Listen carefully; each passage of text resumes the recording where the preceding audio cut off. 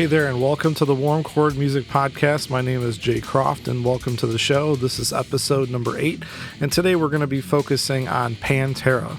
That's right, we're going to be doing a little bit of a U-turn here and circling back around to one of the earlier concepts of the Warm Chord Music Podcast, where we really talk about bands and albums that have impacted me and guests of mine on the show. And today, Ryan Looney from episode number 3 is going to be rejoining us, and we're going to be talking everything about Vulgar Display of Power, Far Beyond Driven, getting into some Cowboys from Hell. After all, you know, these are the Cowboys from Hell, as most people know them by. So we got to get into that album a little bit. Going to be talking about Reinventing the Steel and the Great Southern Trendkill just a little bit. But really the focus is this whole concept that we've been seeing on Facebook lately about the top 10 albums that have influenced us and made the biggest impact. You know, albums that you still go back and listen to today. So I wanted to definitely get into that with the podcast, and Pantera just happens to be really the first subject of that focus, of that new focus on the podcast. So one thing I wanted to talk about before we get into this episode, if you have kids, if you're listening to this with kids in the car, I definitely want to maybe skip it and come back to it. A lot of F-bombs being dropped in this episode. It's very explicit in cases. I mean, some of Pantera's lyrics and album or song titles, are explicit in their own right. But there's definitely a lot of, talk about some stuff that you don't want to have kids around for. So just want to make sure you guys are aware of that. Also, there's some drinking in this one. So if the conversation starts to go off the rails and you happen to hear some bottles clanging and falling, that'll explain what's going on here. We did this on a Saturday night, and we were feeling pretty good. We already had a few IPAs, I think, before we had the conversation, and we ended up getting off on this tangent. I mean, Ryan and I go way back, and we started talking about some of our former bands a little bit and how Pantera and different bands that influenced Pantera made it a mark on us, and we kind of got off on some crazy tangents. So I made some small edits to the episode to kind of make it a little bit more focused on the topic at hand, but I really don't like to edit conversations too much, just because it feels unnatural.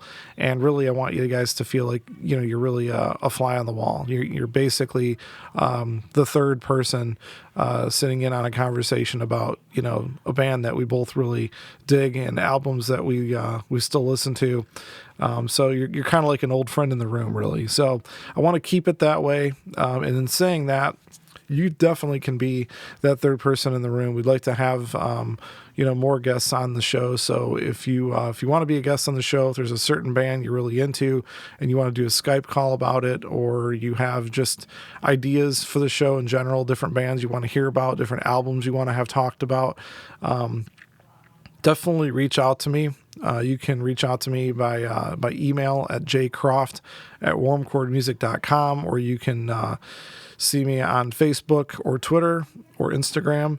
Definitely like to hear from you guys. The show is now live on Spotify and iHeartRadio. We seem to be getting a lot of traction on iHeartRadio, so I want to thank you guys for picking that up and checking it out.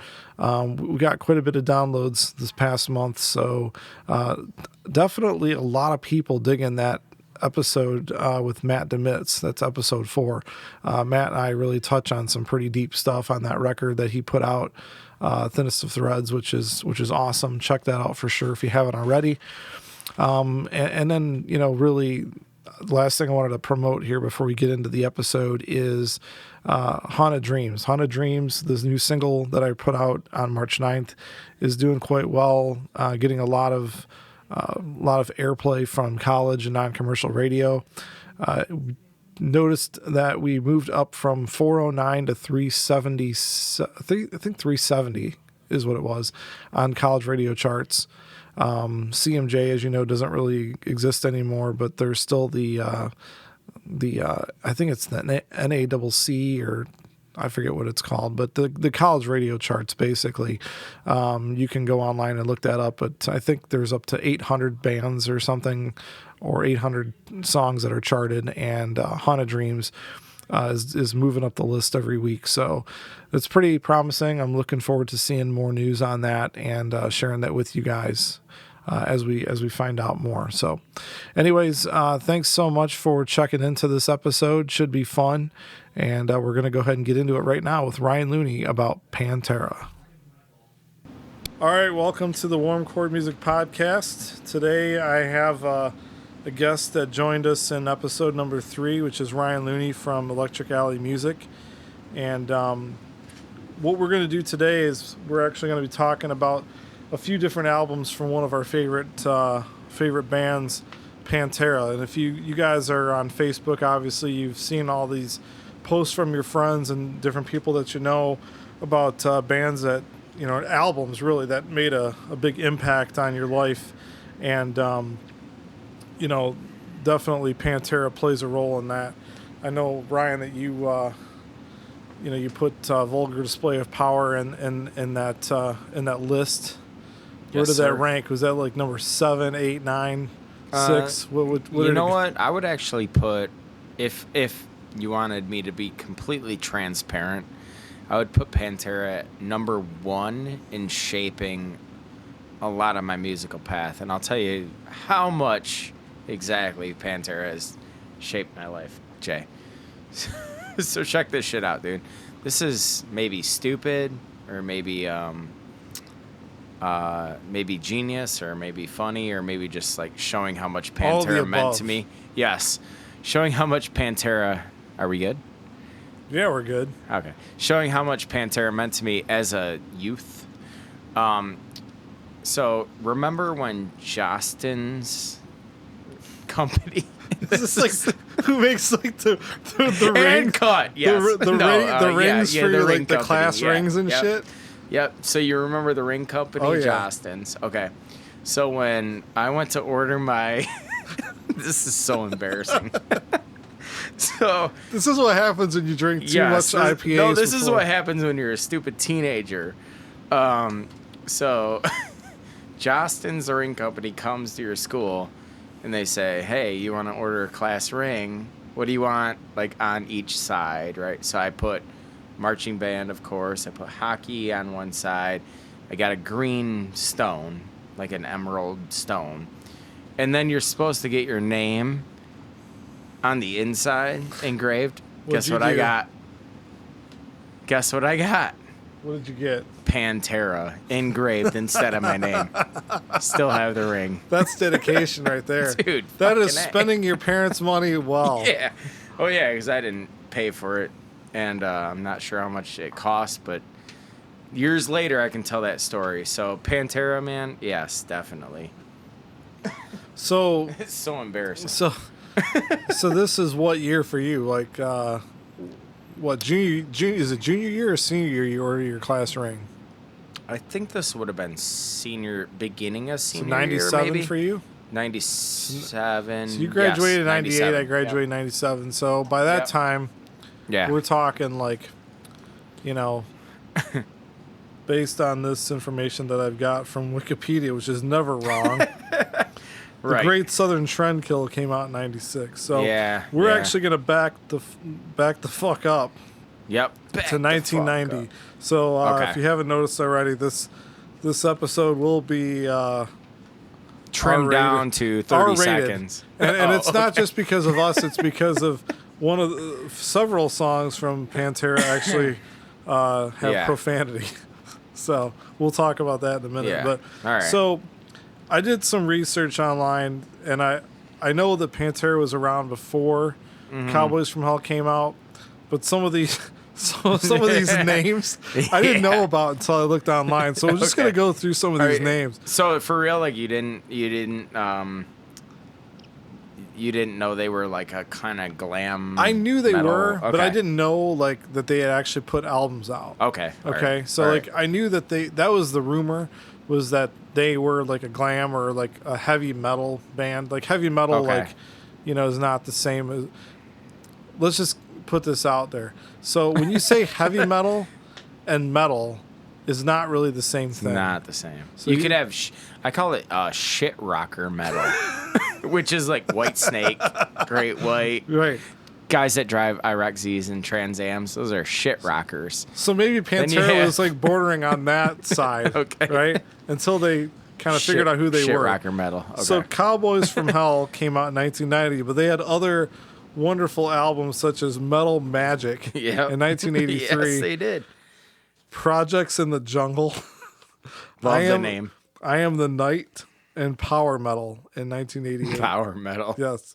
So we're actually going to be talking about primarily Vulgar Display of Power from 1992 and Far Beyond Driven in 94, but we're going to be talking about Cowboys from Hell, which came out in 1990. So 1990, 1991, you know, that's you still got the hair metal stuff going on. You still got, you know, your pop music and all that shit going on. But Cowboys from Hell comes out. This is before the Black Album, for, you know, the Big Fours releasing stuff, you know, like they did with the mainstream side of metal. And, you know, when that album came out, you've got Pantera doing stuff where they're actually introducing this groove metal, and they're blending this with Phil Anselmo's guttural vocals and still doing his high pitched stuff. Yeah. Like, to me, it's amazing. You listen to Cemetery Gates, the high notes that he's hitting. Like, you listen to like a lot of these vocalists that were no doubt influenced by Pantera. Yeah. Doing this throaty, guttural vocals. But Phil Anselmo's doing this and still singing. Like, actually, like, we're talking like Iron Maiden type vocals, like lots of vibrato, big time high notes. I mean, just to me, that's pretty amazing at that time that they were doing that stuff. That to me is one of the reasons that I looked up to them listening to metal, is they were doing something totally different, blending their own style in there while still having some of that traditional, I guess, heavy metal, you know, sound in their music, especially on the vocal side. Yeah, for sure. If you take it back to power metal, I'm actually a proud owner of that album. You own that. I own power metal. So what does power metal sound and like? Power metal is very much like if you could take like Cowboys from Hell and just put all the Cowboys from Hell tracks on there that were like really shrill vocal and like kind of like 80s metal sound, you'd get power metal. Matter of fact, I'll give you a quote from power metal. Ready?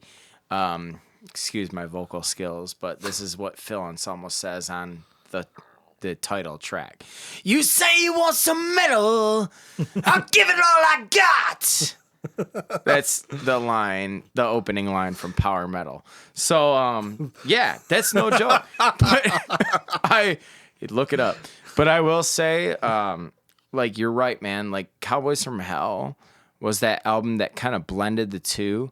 And you said, like, holy shit, like, these guys aren't, like, talentless people that are just, like, barking on the mic. But, like, this guy can actually sing. So, like, take, I'm looking at the song list right now. Like, Primal Concrete Sledge. That crazy drum beat. Yeah. You know, like, whatever Vinnie Paul's doing there. And then, like, that was super heavy shit. And then you go to Cemetery Gates, and at the end he's kind of doing the Led Zeppelin thing where he matches the guitar, like, or whatever.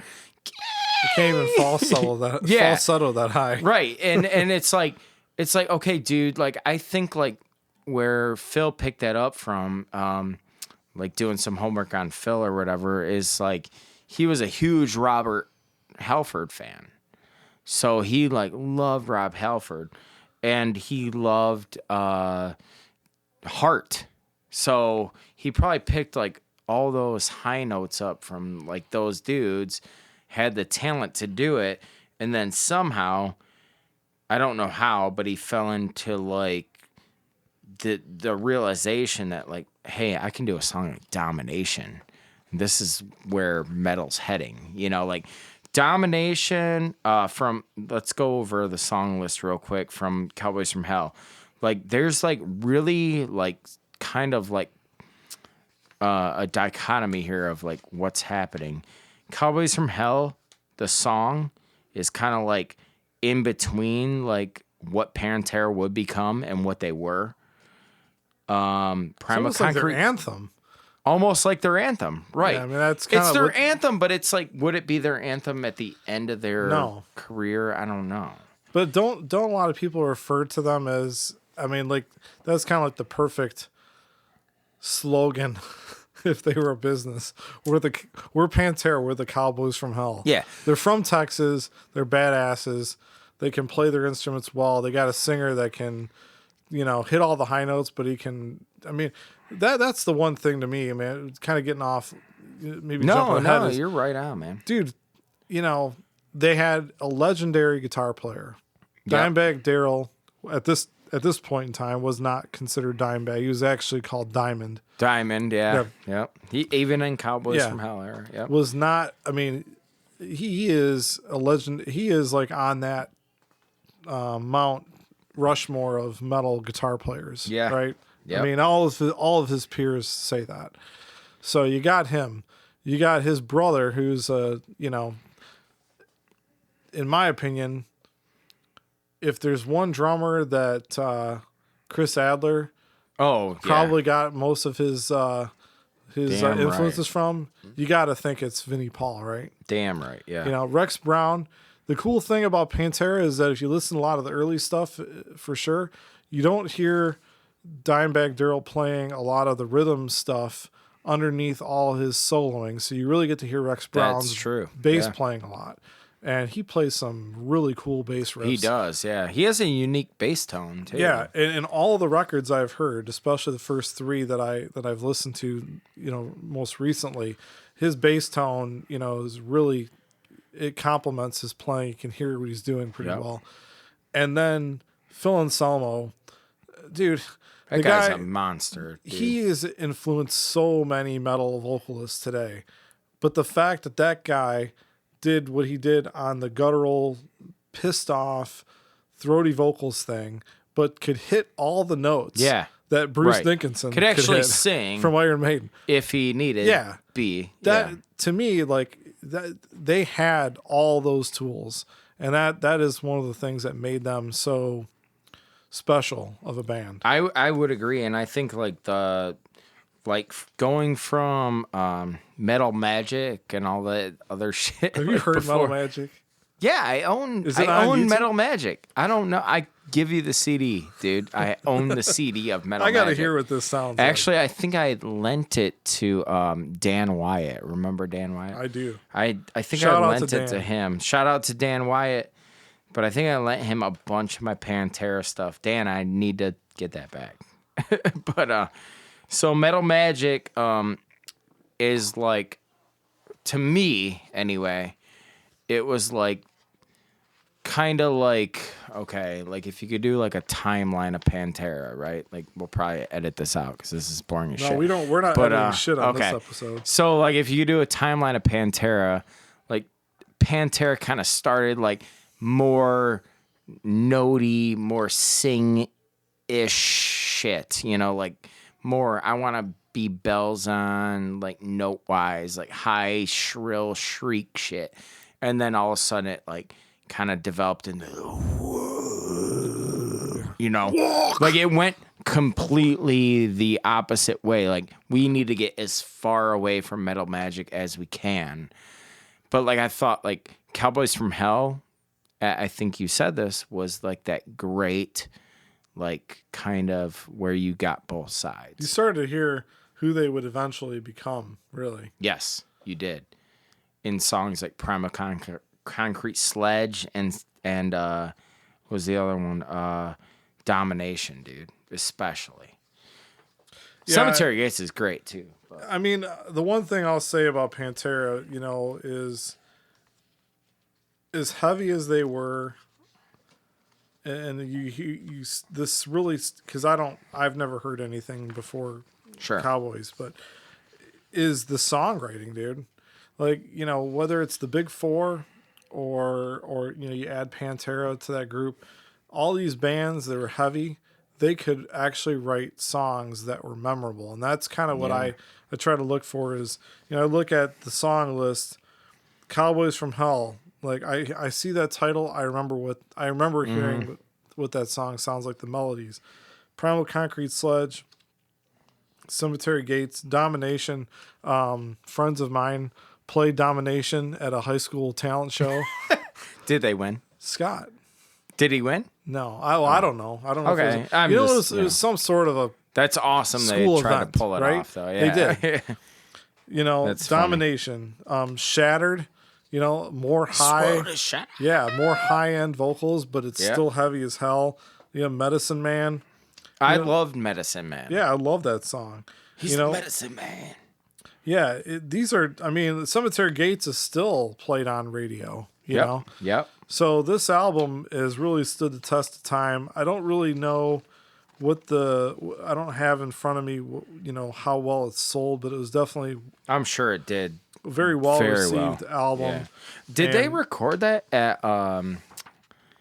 Vinny and Dime's father's studio? I think they may have. According Arlington, to what we found Texas. online, it is self-produced, so that would not surprise me. But I think they did. The one blur, I pulled some stuff off the internet just to kind of prepare for what we were going to talk about today. But in addition to the things we already know.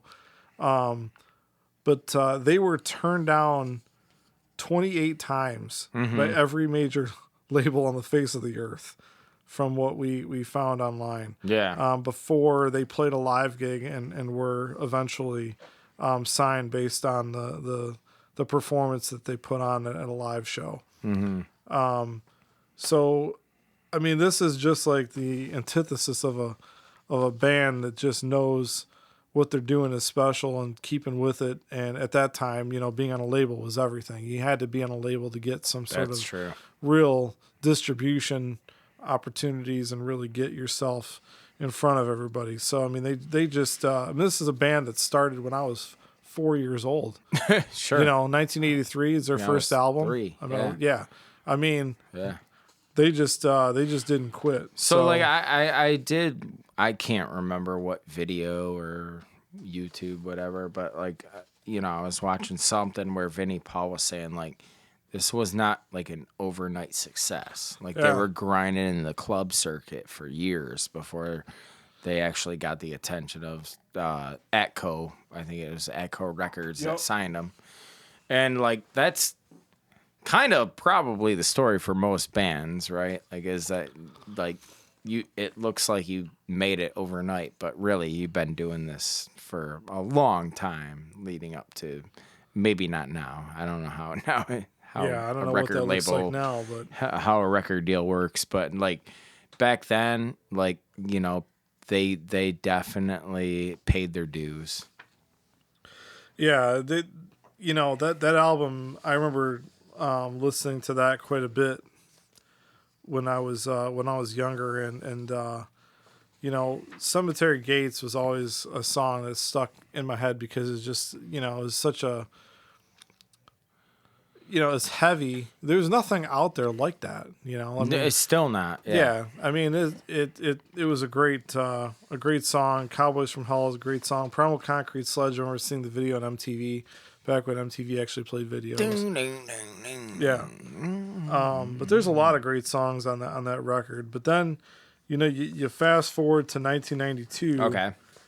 And you get into Vulgar Display of Power, which was the shit. To me, I mean. It's, Kerry King says that it's Pantera's Rain and Blood, basically, and I don't know how you can. I might agree with that. Yeah, I don't know. To me, that makes sense. I mean, the thing about Vulgar Display of Power, I remember buying that CD when I was in probably 9th grade. Mm-hmm. This is like 93, late 92, so probably months after it came out in 92. Walk, everybody knew of Walk. God damn. That song is still huge. There's lots of bands that have been covering that song. So this album is mixed and produced by Terry Date, who, has mixed and produced the Deftones and Slayer, Soundgarden, Slipknot, Dream Theater. Yeah. So big time producer on this one.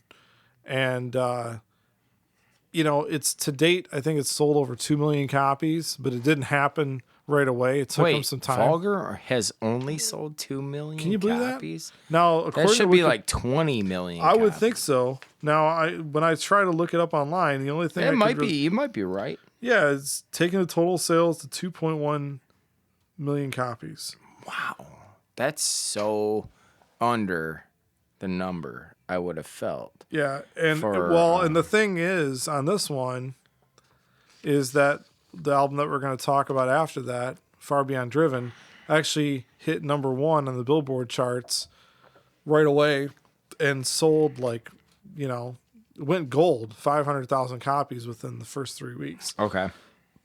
Which really tells you how big of an impact Vulgar Display of Power had. Vulgar Display of Power, just a few things I'm going to read kind of off of this information we've got. So one of the things I saw in a video was that it was considered a direct response to Metallica's Black Album. So Phil Anselmo had said something about it, being that the Black Album was a letdown to thrash fans, and that they all liked the Black Album, but it wasn't really that heavy, and Metallica fans around that time that used to the heavy thrash sound weren't getting really what they wanted out of that. Insert Paul Witt. Yeah. Paul, if you're listening to this, this is where you come in, buddy. So, but I agree. Anyway, I'm gonna get on my soapbox for a minute. Yeah, the Black Album sounds great, but it is not thrash metal. The great album, but they definitely changed their radio ready, whatever. Yeah. So Pantera felt that there was a gap that could be filled there, and that's basically what this album was a response to. Is that fact that the big time metal bands out there that were playing and carrying the flag for heavy metal, thrash metal, they basically went more hard rock mainstream, And my favorite band of all time, Megadeth, they released Countdown to Extinction, heavier record than maybe the Black Album if you want to argue it, maybe you don't, but even that was not as heavy as Rust in Peace. So both of those huge bands from the Big Four went a little bit lighter. And even Anthrax, if you listen to Sound of White Noise, not as heavy of an album as Persistence of Time, the album before Sound of White Noise. So all those Big Fours, except for Slayer. The Slayer was still doing their thing. Yeah. I don't Slayer remember. never let off the gas. Yeah, Slayer, dude. I mean, Slayer's great. You can't. I mean, Slayer is who they are, but I mean, they never really Kerry changed. King, I don't know if he ever has played a solo in key, but that's okay. It is what it another, is. But I mean, Slayer did their thing. They're going to keep doing their thing. But Pantera definitely carried the metal flag throughout the 90s. And the Vulgar Display of Power was really, this comes out after Nirvana Nevermind. Yeah. Comes out after the Black Album. Wow. Isn't that crazy? Yeah. And it's I mean, the waves are felt pretty immediately. Think of this, dude, and you have like let's think of what's going on at the time, right? You have Kurt Cobain. Let's think like image wise.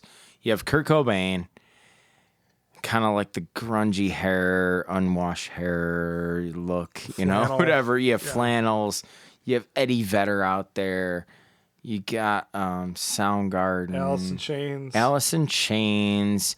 With this where I love those bands, but it kind of became cool to be like this meek, victim person. You got that. And you know what I'm saying? In addition to that, in addition to the grunge stuff, don't forget you've also got stuff like Chili Peppers. Yeah, Under the that's Bridge. True, dude. Doing the party shit.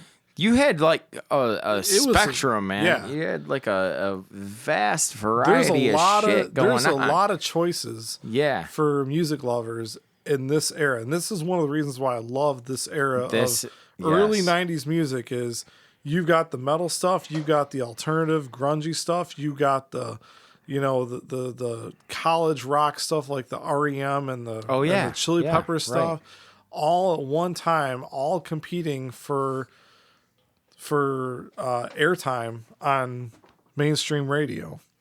Yeah. And in the middle of that, here comes Pantera with some dude on the cover art getting punched in the fucking face. Right. Not to mention, like, this is what, 92, right? Yeah, February of 92. So 92, you got this dude that comes out there. Everyone's long-haired. Everyone's fucking, like, chilled out, bro. Like, like Black Hole Sun was a little later, but you know what I mean. Oh yeah. And then you get some dude that comes out shaved head banging with the shaved head, so no hair is flailing around. It's just some crazy looking dude, some Italian guy, Sicilian dude, head banging, like, and you're like, what the fuck is this? Like, so people start like, go, he's a skinhead. Like were people singing that? Yeah, oh yeah. I didn't know that. Like, yeah, people were like, this is like Nazi metal. Is it? I never heard that. Oh yeah, like look it up, man. And like just cuz he has like tattoos on his head and his head's shaved, like so this is like a weird time in music, like you were saying, like, but a beautiful time because you know what? You could go from Deftones Adrenaline to Alice in Chains to frickin' Vulgar Display of Power. And I feel like Phil, maybe he's really intelligent and he saw like a loophole, like, man, all this shit's coming out. I don't really want to be a part of it. And I can fit my way into it and make a dent where no one else can. And I think, the thing about it is it's even more stunning to me that they pulled this album off. They weren't like just this band that like were young that just came out of nowhere and stumbled upon this new style. This is a band that was playing. They were one of the bands that could have been extinct because of this whole grunge era. Yeah. And they actually morphed their style, or, they grew into this new, groove metal type band. Mm-hmm. They basically are considered the, one of the founders of that groove metal genre, if you want to call it that.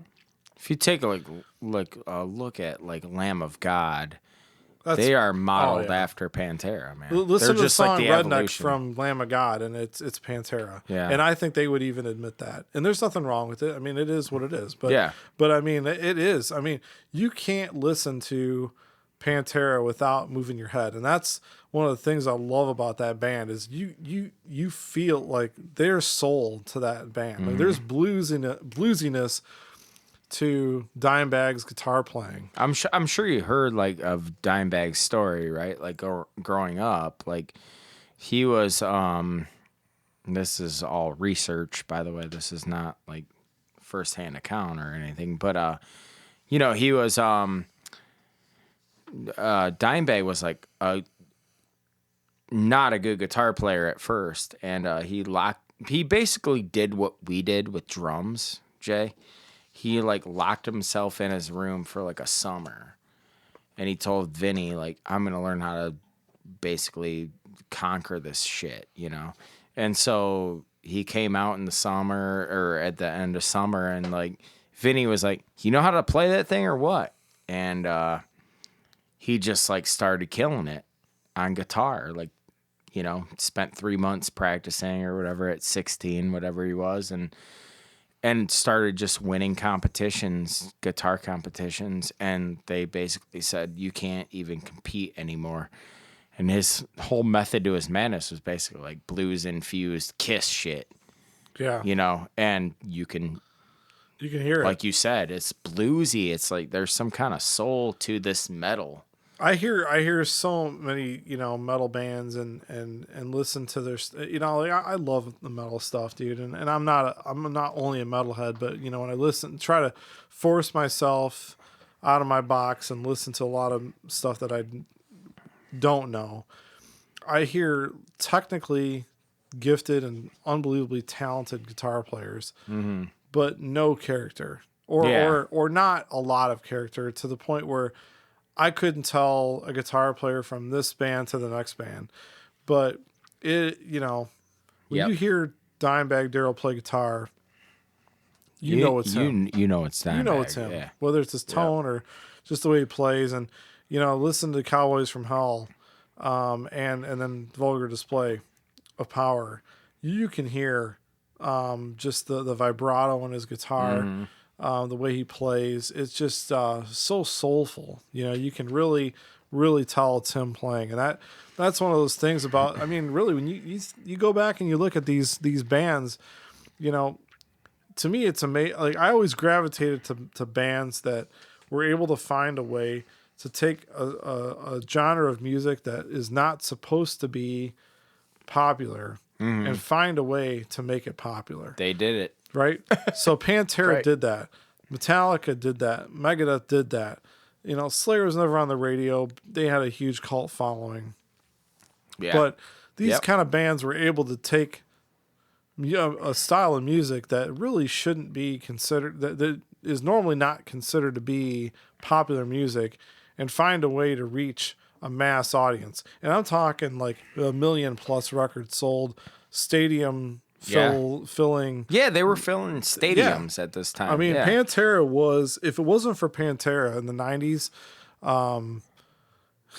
there wouldn't be much of a metal scene at all. You're right. Because a lot of these, you got Metallica and Megadeth, Megadeth being my favorite band, them and Metallica basically doing the same thing. Oh, we found a formula that sells us 1 million plus records.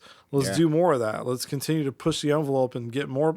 Let's take what we were the heaviest of bands at one time, and we found a way to make our stuff more popular. Let's keep doing that. Pantera they're kind of like, dude, fuck you. This is what we are. Yeah. We're going to make you move your head to us. We're going to make you you're going to get into this shit. Yeah. And we don't care if we sell 10 million records. We're going to sell just enough to make enough noise to know who we are. Yeah. And that made them legends to me in metal. To me, they probably, if you listen to Phil Anselmo's voice, dude, they could have wrote more popular mainstream metal stuff. Sure.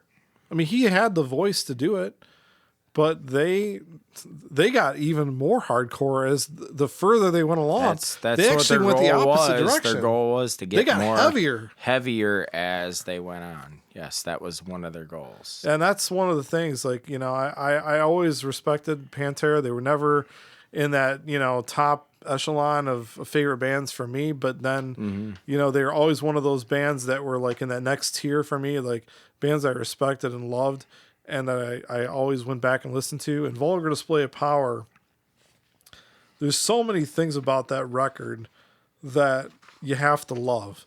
So one of the things that I didn't know until I watched the movie again years later, and I found this on Wikipedia, and it just kind of reminded me of this, is that term Vulgar Display of Power coming from The Exorcist.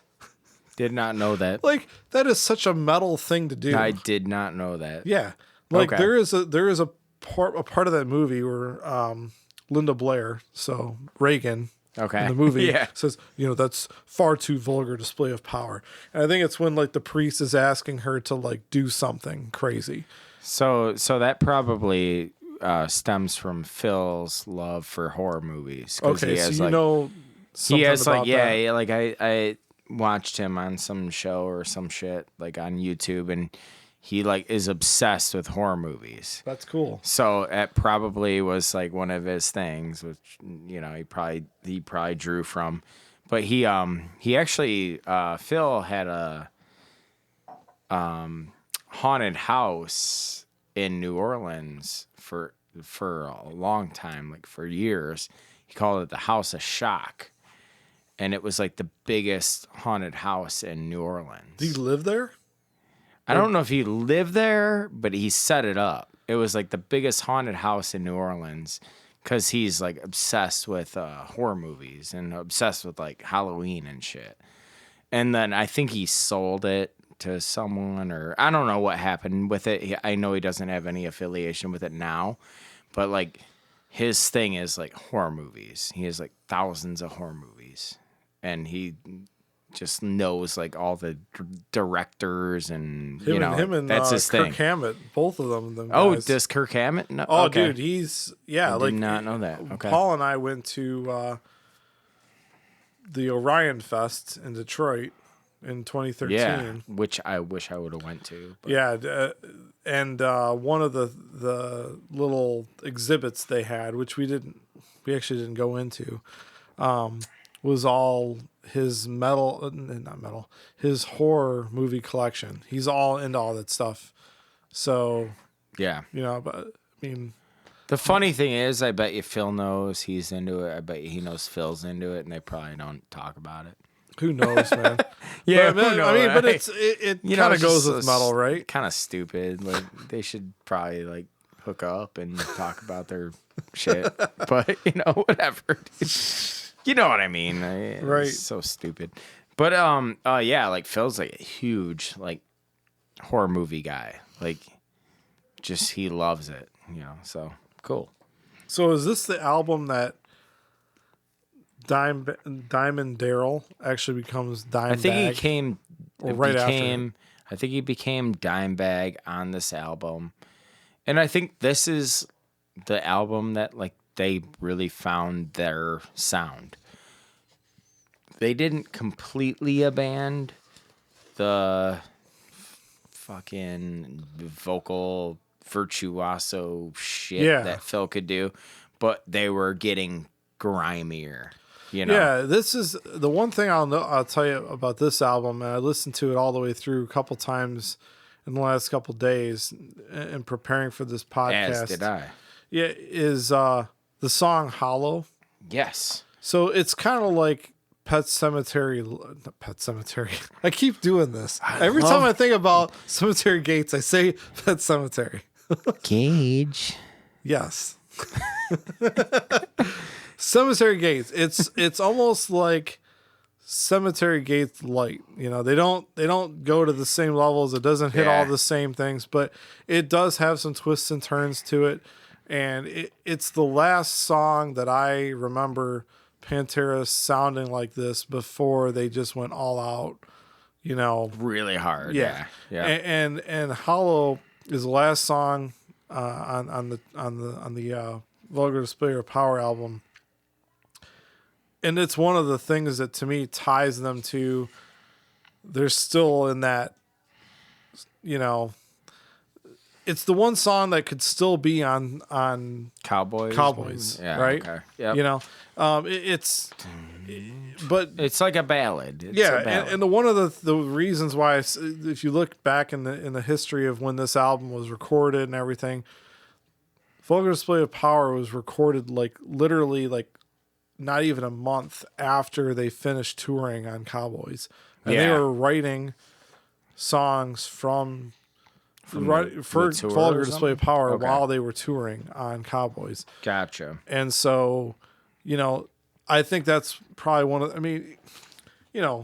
the reasons why it still has some of that. But that's one of the reasons I think this album is so great is it's even more in that, it's to me Pantera in their prime. Yeah, I would agree. Yeah.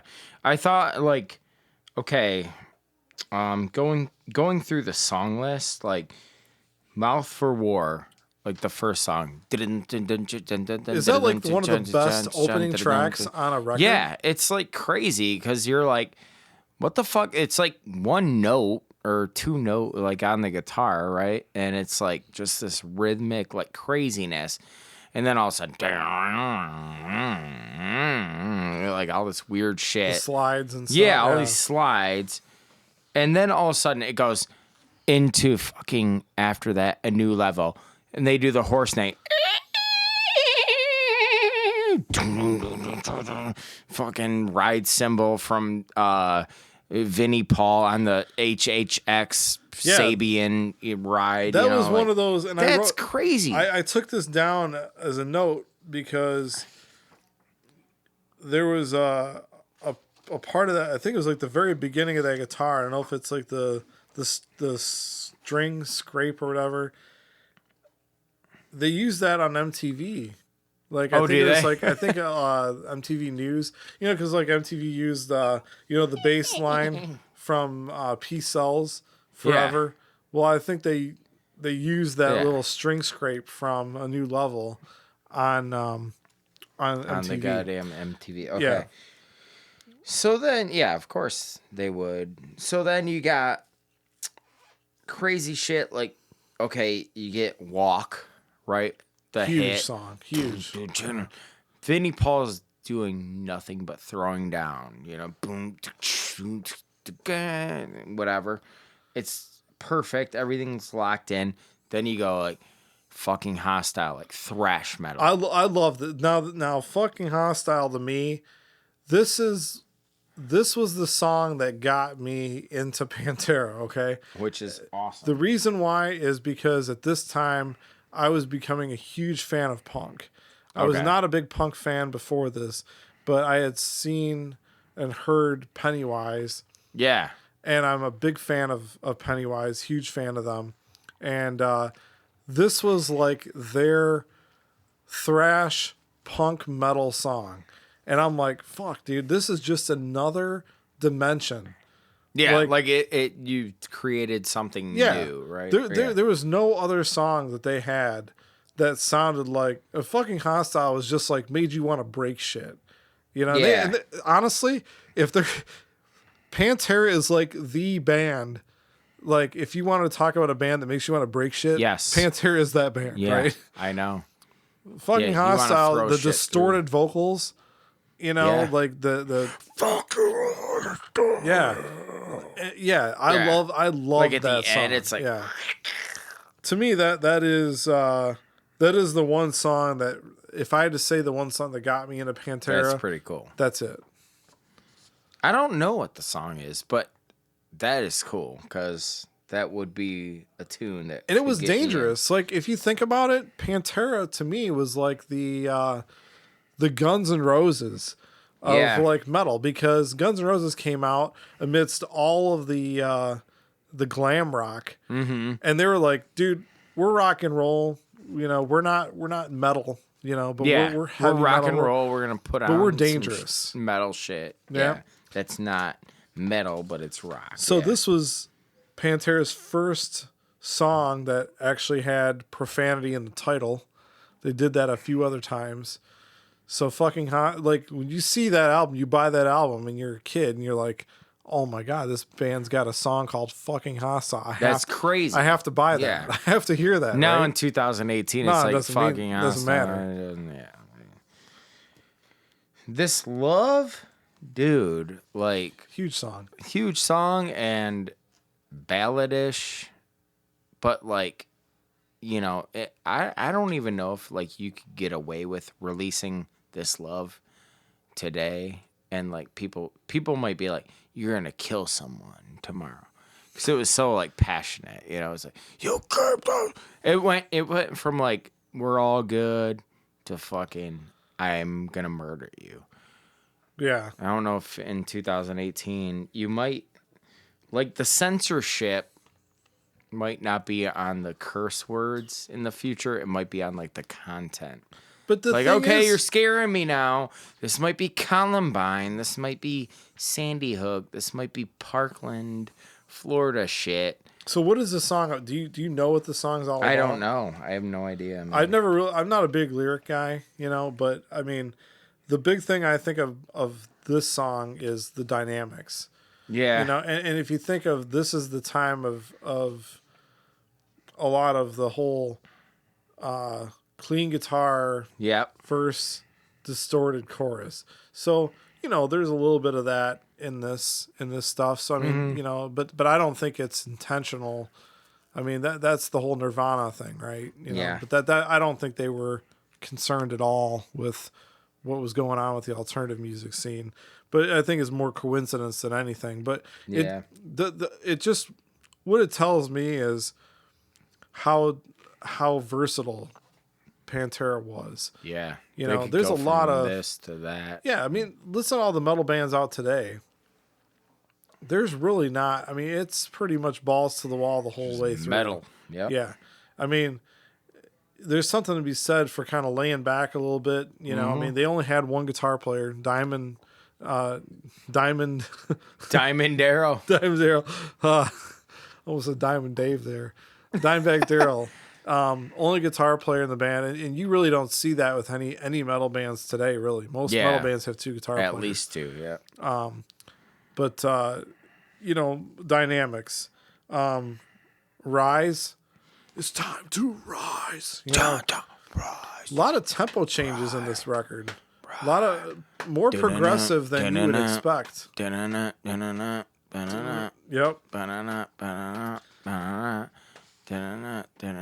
This album to me is way more progressive than I think it gets credit for. I agree. It has a it lot goes of everywhere. Yeah. Yeah, there's a lot of changes, and it's a riff fest, man. There's a lot of really cool riffs in this album that I don't think people realize. And so you got to listen to this record again. I mean, if you haven't listened to it in a while, listen to it all the way through. Yep. It is honestly, it's one of those records you can listen to all the way through. You don't. Yeah, and you're just like, what the fuck is going on? Yeah. There's no fillers on this record. In my opinion, I don't think there is. I love that riff in regular people, like ding ding ding.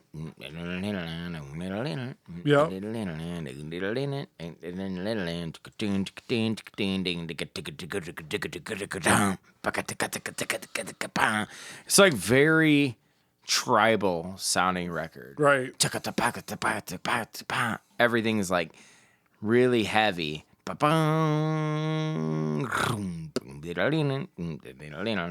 That's cool as hell, man.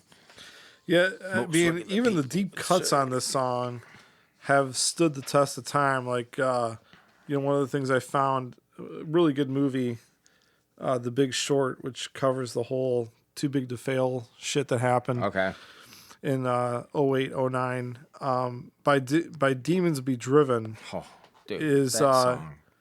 In that movie, and Christian Bale is actually performing the song on drums, which he learned for that one scene. So, you know, the album continues to, you know, to show up, and this isn't even, you know, Walk or This Love or anything like that. This is like a deep cut. I mean, this wasn't, but Demons Be Driven wasn't even one of the singles on this record. No, not at all. No. So that's the album continues to be considered, you know, really the metal album of the 90s when it comes to extreme metal. You know, I mean, most people are going to say the Black Album. Yeah, you know, sure, that's the pinnacle or whatever.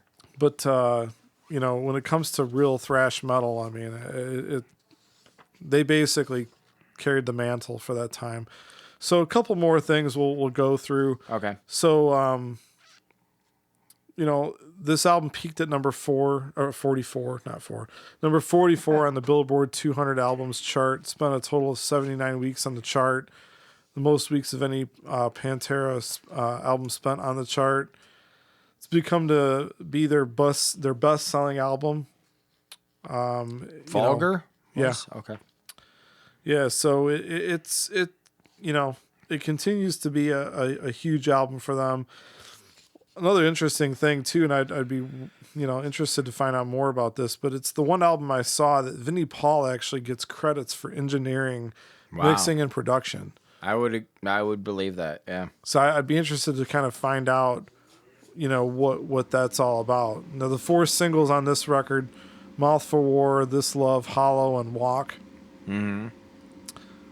Which makes sense. I did not know that Mouth for War was actually a single. So I didn't know that. I did know it was a video, but I didn't know, like, you'd consider it a single. Okay.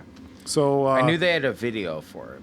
Yep. And then this one, you know, they went on tour after this one came out with Skid Row and Soundgarden. So they obviously got a big following. Yeah. Playing with those big bands, and then they did a European tour with Megadeth, and then they also toured with White Zombie in '92. So, that's pretty cool. So they got to play with some pretty big bands at that time. I would like to see Rob Zombie or White Zombie, whatever, and Pantera. That'd be cool. I saw them on tour in '95, somewhere around there, '96, with Clutch. Okay. Where was this at? This was at State Fairgrounds. And like, do they do shows there still? So I've never been there, but that would have been it was right like after. That would have been after type. Between Southern Trendkill and Far Beyond Driven. Then? Yeah, it was like right in there. Yep.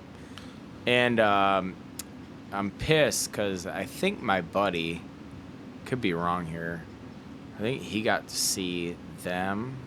And Rage opened up for him. Dude, can you imagine the mosh pit? Oh my god! For those two bands, Right. I was thinking about that today.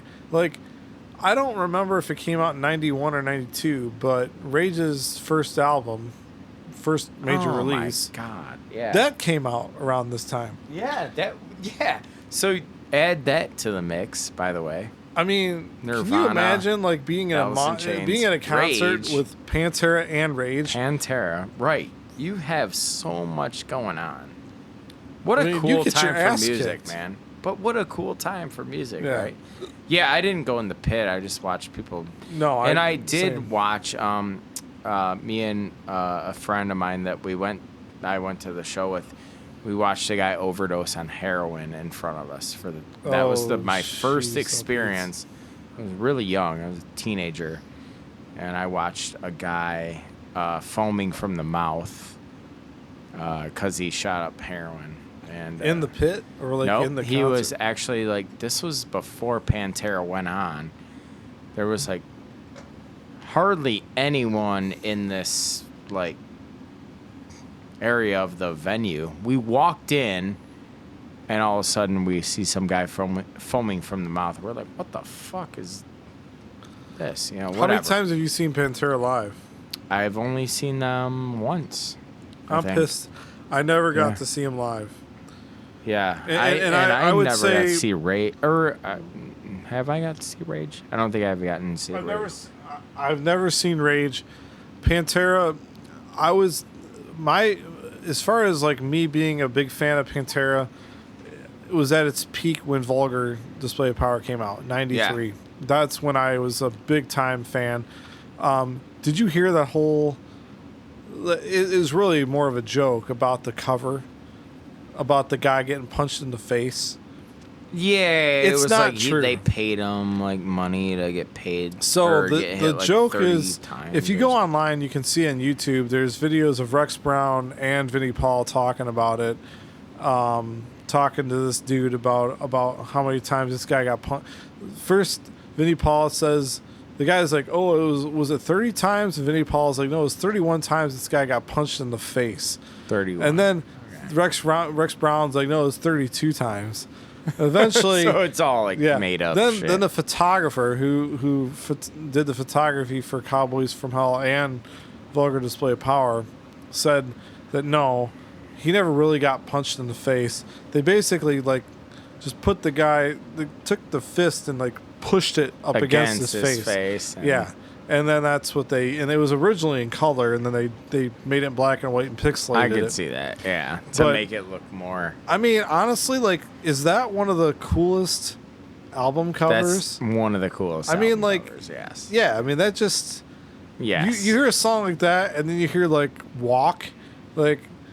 Do you? I mean, you picture a dude getting punched in the fucking face. That's you do. Yeah. And the cool thing about it is, like, at the time when we were kids, when that came out, there was no Photoshop to do that shit. No. So it was just like, that's really happening. You thought someone got punched in the fucking face. Exactly.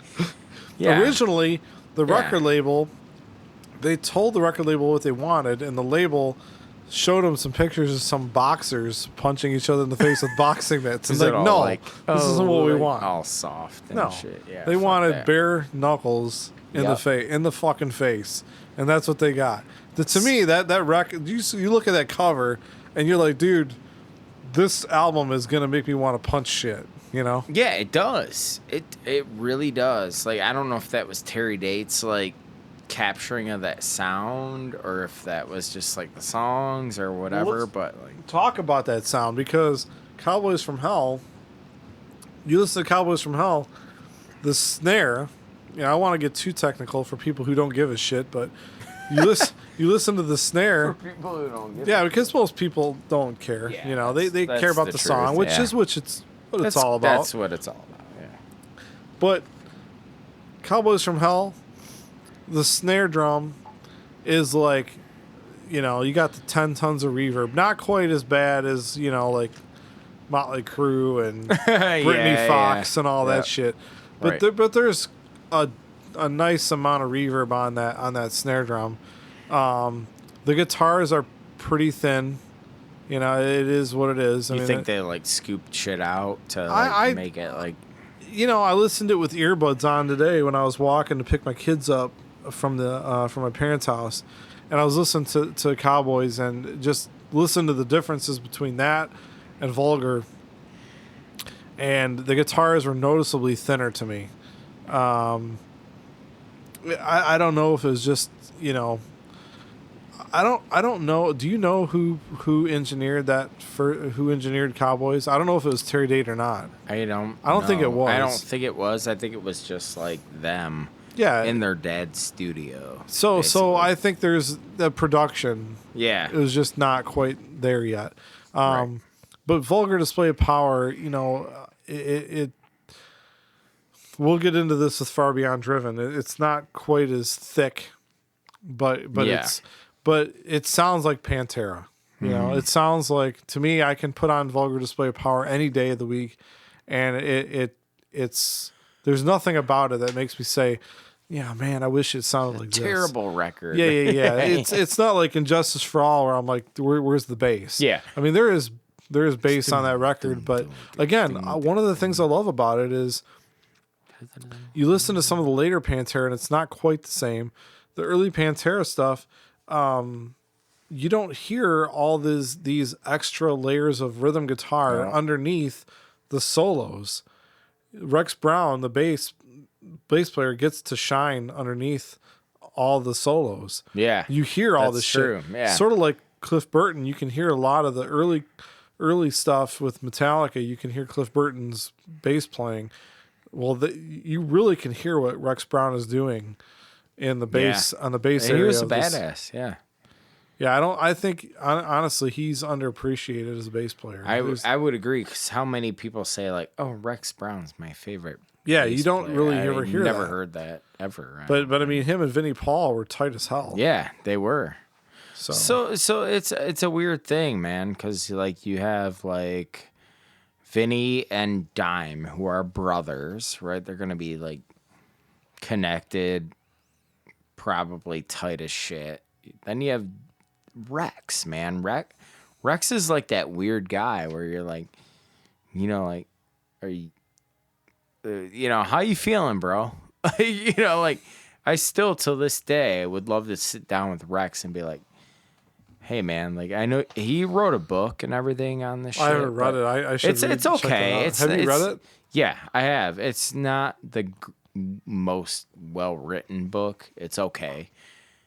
Tells a lot of shit that they like went into and got into, but like I'd really like to sit down with Rex and be like, hey, man, like if I could like have the privilege of knowing like what the fuck's going on in your brain, like while you're recording a new level or whatever, like what's happening in We didn't your even life. talk about that song. That's a great song, dude. Yeah. A new level of confidence. Or whatever, yeah, of confidence. Such power. Yeah. Yeah. Have you seen the speaking of like that growl voice, that like bark? Have you seen the interview that Loudwire did with Lamb of God singer recently, like Randy Blythe? I've seen ones with him, but I don't know if it's the same one you're talking about. And he's just like, dude, this is like absurd. He's like, it's like a joke. Yeah. Yeah. Yeah, I'm just like, it's kind of funny, because it's like kind of true. Like there's a video that he's on that I bought years ago.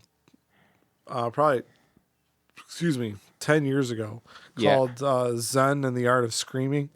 Okay. And it's a video of different metal vocalists that basically are getting trained on how to scream properly.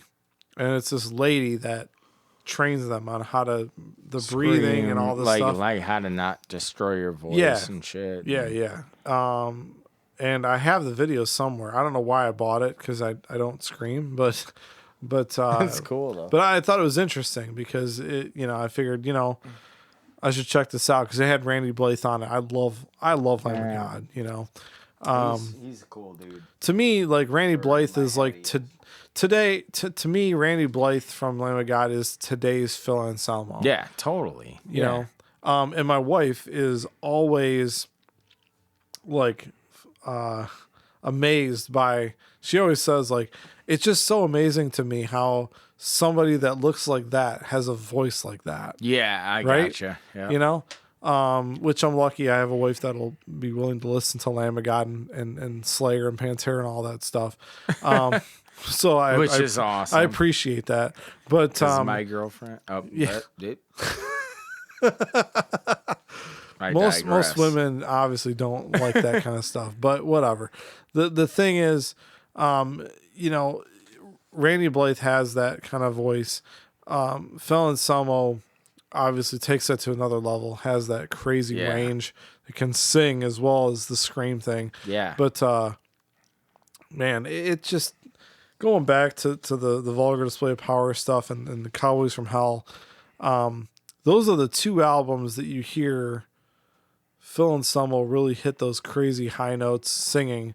Yeah. And then after that, it's pretty much all the guttural. Yeah, I don't know if he could aggressive shit. I don't know if he could not hit it like during the Far Beyond Driven era. I think he maybe chose not to hit it. The songs don't really call for it. The songs don't call for it, and I think he wanted to transition away from that and go to like can you imagine like Randy Blythe like hitting some fucking He's just barely started to learn how to sing in key. Yeah, so he's going the other way. Yeah. So which I have a funny Lamb of God story for you. A couple of years ago, this would be probably like 4 years ago now. I'm playing a show outside of what do they call it? The Park Bar. The Park Bar in downtown Detroit. This place is across this street from kind of the Fox Theater area, or not the Fox, the State Theater area. Okay. So I gotta play it's Tiger's opening day, I think it was. Don't quote me on this. I think it was Tiger's opening day.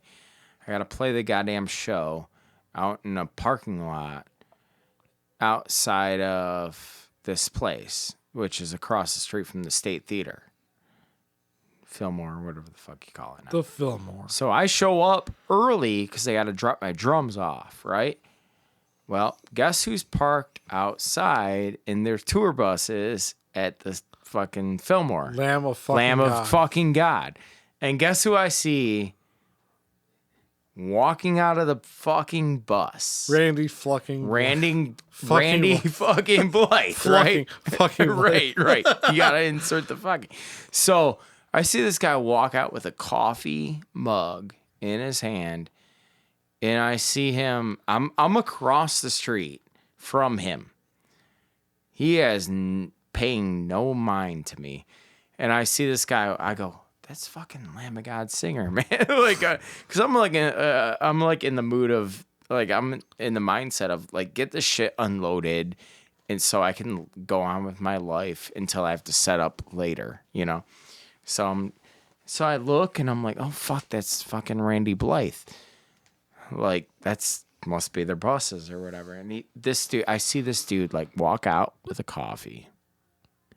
I don't know if this guy had been sober yet at all or anything. Like, cause I know he's like, he doesn't drink anymore. I see him walk out and I see him look at the skyline of fucking Detroit. And he's like terrified looking.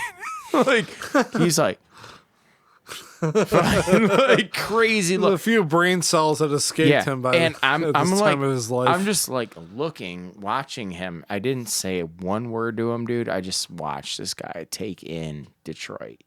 Like, he's like, where the fuck am I? And he just looks around. And he fucking goes back on the bus. I never said a word. Like, I was just like, you didn't go up to him. Hey, nothing. Can I do a I was selfie just with like, you? this is fucking weird, right? Because I saw him like looking at Detroit, like, what the fuck? I've entered the apocalypse. Because this is before Detroit was, this is like On the comeback, 6 years ago. Yeah. And it's just like fucking nothing around. And I just watched this guy like look around like terrified for his life and then walk back on the bus drinking his coffee. Greatest story ever. So Pantera, obviously, looking at vulgar display of power, huge thing. We're gonna end this episode. We've gone on a lot of tangents, but Yeah. but it's okay. This is like a 17-hour episode. So no, that's all right. Yeah, it is. I mean, you look at the cover art for vulgar display of power, some dude getting punched in the fucking face, to an album cover of a skull with a drill bit driven into it. Yeah. But really, it was supposed to be a fucking asshole. Yeah. With a drill bit driven into it. Yeah. And I have that record, by the way. Do you have the vinyl? I actually have not the vinyl, but I have the CD of the original artwork. the original artwork. See, I want to get with the vinyl brown- with the artwork. Okay. With That the would original be artwork. cool. Because it's Is been it reissued. available? Okay. Yeah, it's been reissued with the original artwork. Okay. And so it's considered to be too graphic or violent, Sure. whatever you want to call it. But basically, they replaced it with a skull with a drill bit. Vulgar Display of Power comes out in 1994. Excuse me. Damn. Yeah. So far ahead of its Yeah. time. And Okay. so let's do a little bit of history on this one. So Far Okay. Beyond Driven, March 22nd of 1994. It's their Pantera's fastest selling album. Okay. Peaked at number 1 on the Billboard 200, certified platinum. It earned a gold certification, 500,000 units sold in the U.S. within 2 months of its release. So, Nice. obviously this is back before Napster, before all the the CD burning shit, all the internet stuff. People were still buying CDs. I honestly believe that this record sold that much because of Vulgar Display of Power. I mean, it's a great album on its own, but song-wise, if you look at the song listing, there's a few songs on this record that I remember, but I had to actually go back and listen to the songs again to remember, oh, what does it sound like?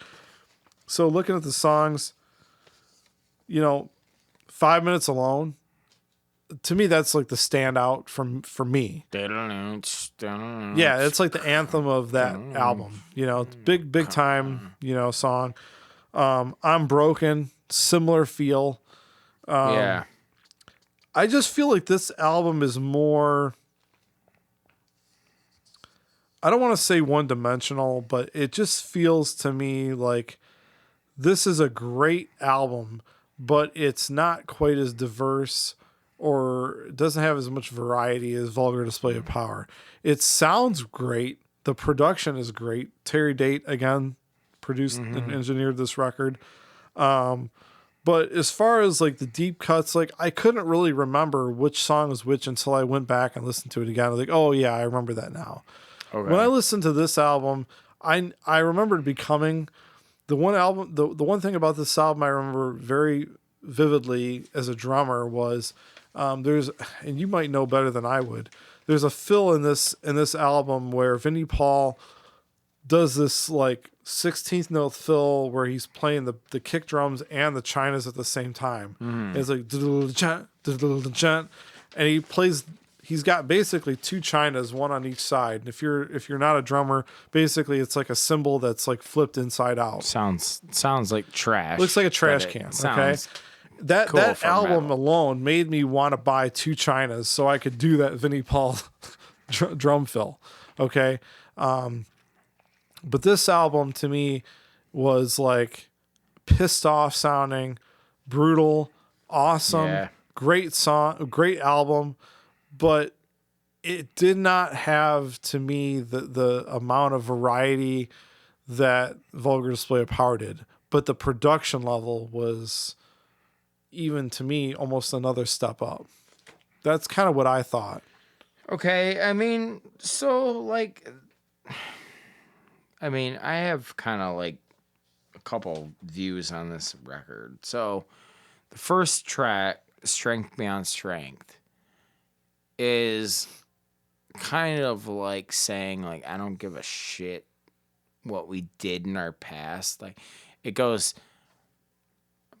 there's nothing, no education, no form of life to open my arms to you. Say, my job is today, yet gone tomorrow, be broken the gutter. I know the opinion. A broken record. Strength Beyond Strength is a great song. So he's like going into this shit, and like basically, from what I take away from it, is it's like, he says the quote, I'm bone, brain, and cock. Meanwhile, stronger than all. It's just, I feel like it's like an arrogance. It's almost like a rap record or something, you know, like for Phil. Like he's like crossed and, okay. Oh shit, creek ski set.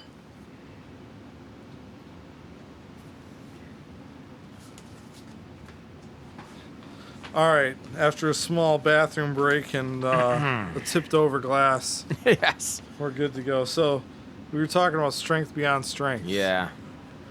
Just a cool fucking tune where it was like, if you thought that Pantera was anything like This Love going into this record, you're not right. And Strength Beyond Strength was like all about like legalizing marijuana and shit. Like people weren't talking about this at this point, right? Like this is kind of like a new, you know, thing. So, you know, he says, like, you know, I'm bone, brain, and cock, deep down, stronger than all. That's like crazy. Like no one's saying this shit. You know, I don't even know if Slayer's probably saying some shit, and Cannibal Corpse is talking about Satan. And yeah, right. Cannibal Corpse is like, I'll kill your mom or something. But like, Phil was like, okay, I'm gonna tap into like some shit that like actually will maybe could come true, right? So then you go to Becoming. Remember Becoming's Becoming, I kick love drum that song. part? Yeah. Yeah.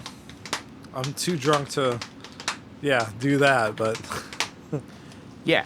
Insane, like, kick drum part. It baffled me for years. Just a cool ass song. Yeah, like, Vinnie Paul was probably still taping silver dollars to his drum heads with wooden kick drum beaters. Wooden beater, yeah. Yeah. Right. Sounded great, though. No, dude, I mean, it's, you know, there's a lot of stuff on this album to really grasp onto. I mean, the one thing I didn't know too much about this before I read into it was, you know, this was a time when Phil Anselmo was injured with some ruptured discs in his back. Oh yeah, yep. Chronic pain, you know, drinking a lot. Yeah. Painkillers, muscle relaxants. Heroin, shit like that. So I mean, you know, like we had said before with the previous album, Vulgar Display of Power, they were in their prime. This was like, they're probably still in that area, but there's some demons there. There's some you got to deal with fame, some issues. Got to deal with all the money in the world that you want. Like I'm sure like Phil was not worried about like how much money do I have in my bank, and like you can do it whatever you want with your life. Yeah, I mean, and then this album, the cover art, which doesn't have anything to do with the music, but still part of the whole thing. Mm-hmm. So Vulgar Display of Power, dude getting punched in the fucking face. Yeah. Okay. Awesome. So then they're like, well, we gotta. I'm figuring if I'm in their shoes, I'm like, we gotta up it. We gotta make. What can we do to be more, just metal, more in your face, right? So they had this idea of having a drill bit going into someone's ass. So according to Wikipedia, the original artwork, a drill bit impaling an anus. Is that what it says? That's what it said. It's very technical. A drill bit impaling an anus. Was quickly replaced with a new image depicting a human head impaled with a drill bit. So if you've since bought the vinyl, it's the original artwork, I believe, because it features the drill bit with the anus. So I have the CD of the drill bit with the anus, and it's like the funniest thing to me about it is that like it's all brown. It's hilarious to me. Like, how the regular one's all blue, and it looks like it's like underwater or some shit. Like the regular one is all brown, and it's like, well, why is it brown? I wonder why. That's kind of how the vinyl is too. Is it? Okay, yeah, cool. Yeah, I've seen the cover art, so okay. I own the reissued Vulgar Display of Power on vinyl, but not the Far Beyond Driven. What it reminded me of, though, was when Metallica tried to release Metal Up Your Ass, right? Metal Up Your Ass, yeah. And they ended up turning it into a T-shirt, with the blade. I remember that, yeah. The knife, the like hand with a toilet or something. Yeah, right? It's the knife, the blade coming through the toilet. Yeah. That's now a T-shirt. But that was, I think originally was supposed to be the first album cover instead of Kill 'Em All. Can I tell you what's funny on Far Beyond Driven to me? What song? If you look at song number 8, right? 25 years? Yeah, like that just makes me laugh because like that's like Phil at 25 years old. Like, like this is my reflection of my life. Bro, you're 25. It's like your life isn't over. You're 25. You're young. But to him, it was probably like, oh, fuck, man. Like, I don't remember that song that well.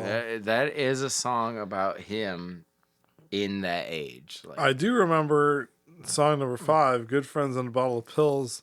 I think one of the first lines of that song, I fucked your girlfriend last night. I fucked your girlfriend last night. When I came, she fucked my ass. Or I don't know. It's a filler song. That was a total filler song. Yeah. It's not. That was the only probably filler song from Pantera ever. Yeah. Yeah. Yeah, the whole thing. It doesn't really change. You know what jam though? Use My Third Arm, man. I have to listen to that again. You gotta listen to that, and you gotta listen to Throes of Rejection and Slaughtered. You gotta know Slaughtered. I love Slaughtered. Slaughtered, I definitely remember that. Slaughtered is a drummer's song, right? Yeah, Shedding Skin I liked a lot. I'm Broken. To me, it's just cool it's a mosh fest, Broken. Yeah. Snakes. I just felt like with this album, it embraced more of that, more like groove.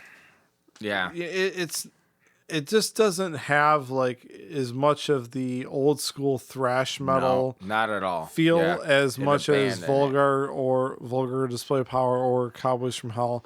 It's like they've even more fully embraced, like it's almost like if they took like Walk and like they just said let's base an album do more off of Walk, that. right? Yeah, Yeah. I That's agree. how that album feels to me. Like I don't feel like there's really, I mean, it's a great follow-up. This is not to say that Far Beyond Driven is not a great album, because Yeah, it because is you a have great songs album. like Slaughtered and Strength Beyond Strength, which are like, holy shit, man. Those like can crack your wig back. But at the same time, I agree. It's kind of like, all right, like, like, are you guys kind of like buying into this like money, or I don't want to sound like they were going toward that thing, but it's like, what was the real next step in Pantera? Yeah, I just feel like with to me, Vulgar Display of Power was just a better album, and I Yeah. feel that the songs were better. Yeah, I agree. just- Their I- arrangements. were Yeah, I better. just think there's better songs, and when I looked at the deep cuts, looked at the hits, what are the hits off of Far Beyond Driven? Far Beyond Driven, I'm Broken, Planet Caravan, which was a Black Sabbath song, which is cool. by very them. well done. Yeah. I mean, I love 5 that, minutes like, alone. 5 minutes alone to me. Yeah. like all that weird vibrato phase shit, whatever they're doing. Yeah. Like if I did a top 5 songs from Pantera, 5 minutes alone is in there. Okay. So that comes from Vulgar Display Power. Yeah, I mean, on the spot, it would be hard for me to come up with my top 5. Maybe that's something we should do at the end here. Yeah. But 5 minutes alone is definitely on there for me. I love Okay. that. I love that song. I think it's a great song. I think it's pissed off sounding. It's a badass riff. Yeah. Becoming, that's the 4th single on the song. Again, this album did not sell as well as But it Vulgar went Display of Power. gold quicker, right? Or platinum It quicker did. or something? Yeah, it sold 500,000 within So 3 you're weeks. thinking it might have been the follow-up thing. Yeah, I think it's like, Which could be very well. I mean, if you buy the Black Album from Metallica, Yeah. and you didn't know much about Metallica, and you hear Enter Sandman and Nothing Buy Else and Matters, Unforgiven, and then whatever, you're like, oh, nothing, what's it called? Wherever I May Roam, and you're like, oh man, this is great. Load's coming out. Yeah. I'm gonna buy buying Load. that shit. Yep. Load sells a fucking million albums or 2 million or whatever. I bet you it did. Yep. Well, why did it sell that many? Well, 'Cause of sure as the hell wasn't Black because Album. of one or because of Blackened. It is because of all the songs you heard off the Black Album. So then you buy all that, and you're like, oh, Sandman. this album's not quite as good as a Black Album. Yep. Oh, Okay. wait, this doesn't. I don't sound think right. that, to me, like, it would be a crime to say that Far Beyond Driven is a sophomore slump or junior slump, because it was the 3rd major release they had. But I still think it was a great album. I agree. I don't think it was a lesser album of any sort. I just think if you're going to rank the Pantera records, in my opinion, Vulgar Display of Power is number 1. That's my opinion. To me, that's number 1 for me. Cowboys from Hell is my number 2, only because there's memorable songs on that I, when I listen to that, I think of Cowboys from Hell. I think of Domination. I think of Primal Concrete Sledge. I think of Cemetery Gates. I think of Medicine Man. There's so many great songs on that record. Great tunes. Yeah. I think that Far Beyond Driven sounds great. I think it sounds better than Cowboys. But the only songs that I listen to that I remember without having to go back and listen to the record from Far Beyond Driven, the only ones that I remember that much are 5 Minutes Alone, I'm Broken, and Becoming. And Strength Beyond Strength, really those first 4 songs, Those four are the ones that I remember the most. Yeah. From Far Beyond Driven. Okay, so you know what disappoints me about Far Beyond Driven is the guitar tone. So if you go back and like listen to sound, you can listen to any metal that you want. To go listen to this album on guitar, it disappoints me. It's like thin. It almost sounds like it has phasing issues or something. Like, it's weird. Like, it's just really thin compared. It works. Like, I'm not saying it doesn't work for the record, but like, it's really thin sounding. Like, go thinner listen. than Cowboys. Thinner than Cowboys. Really? I would think it's thinner than Cowboys. I would say it's thinner than Vulgar. Definitely, Go listen to the guitar tone of Far Beyond Driven, man. It's kind of like disappointing. And I don't know if that's where like music was headed. Like it sounds like a darker record. Deftones-y sound or something, but like just like didn't have that like beef to it, you know? So I will say, like, song-wise, like, Far Beyond Driven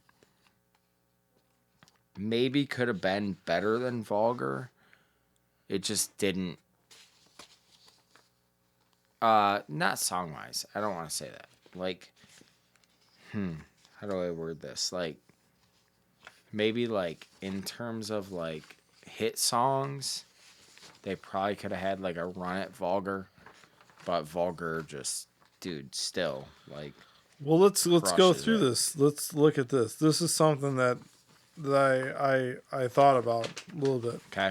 If you look at Vulgar Display of Power, the track list, and Far Beyond Driven. Track 1. Okay, go Mouth ahead. for War. Great song. Versus Strength Beyond Strength. I'm going Mouth for War. I'd put them equal. They're pretty equal. I'd put them equal. Okay. They're both great openers. Okay. Yep. Great selection by whoever the hell selected that for. So this is going to be tough. This is going to be tough. Okay. So now one thing that we'll say, especially early in the 80s and 90s, a lot of bands tended to front load their record, albums with their best songs. Yep. Okay, so this is not easy to do. So number 2 from Vulgar Display of Power is A New Level. Number 2 on Far Beyond Driven is Becoming. Yep. Okay. Great tune. I'm going New Level. I would go New Level on that too. Yeah.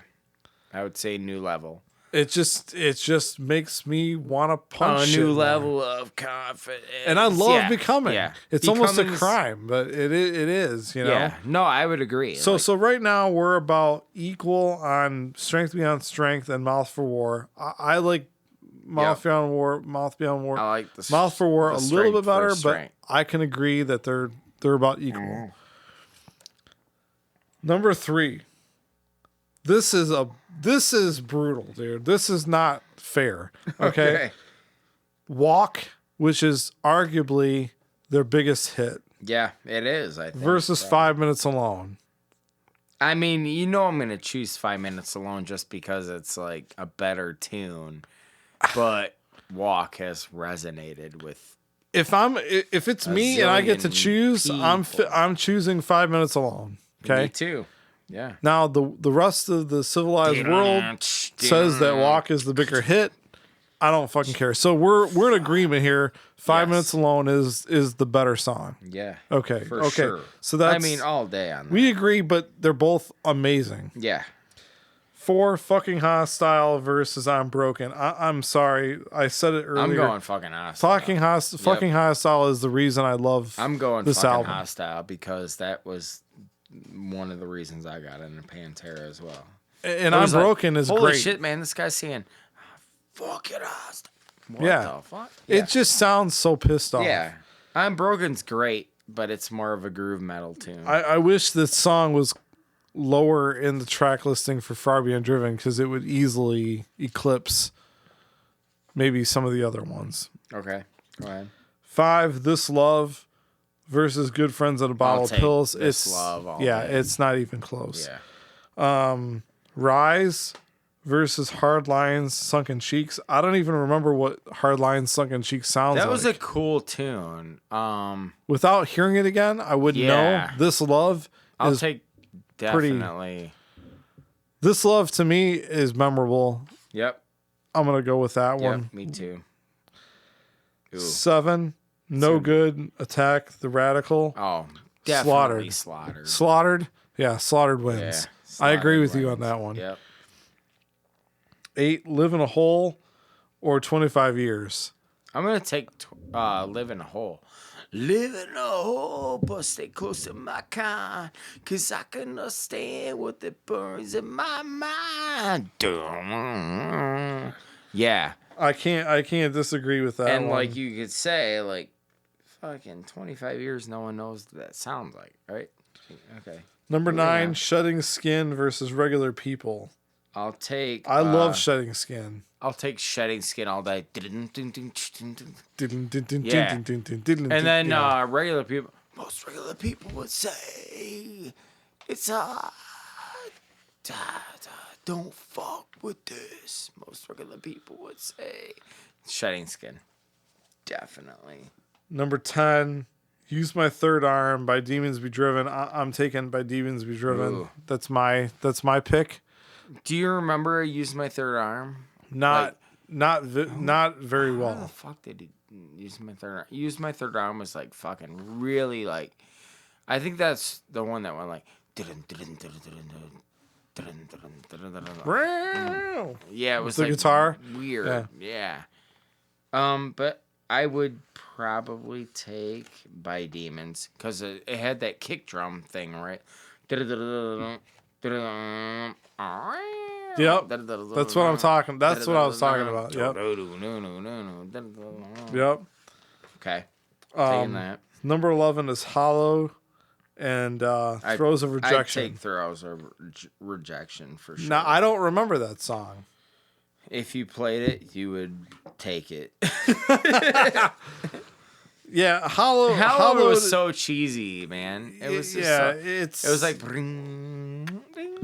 like I said, it's like Cemetery Gates light. Yeah, it was. He's close with his mother.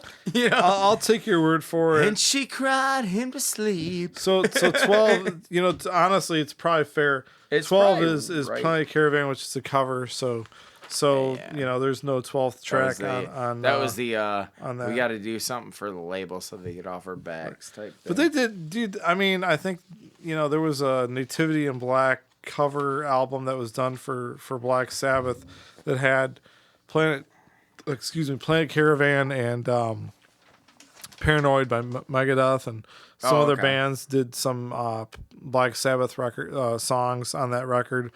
So that's cool.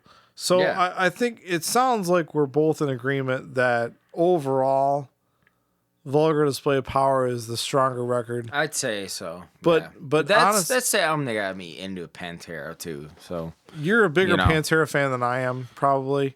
But when I think of Pantera, I just think of,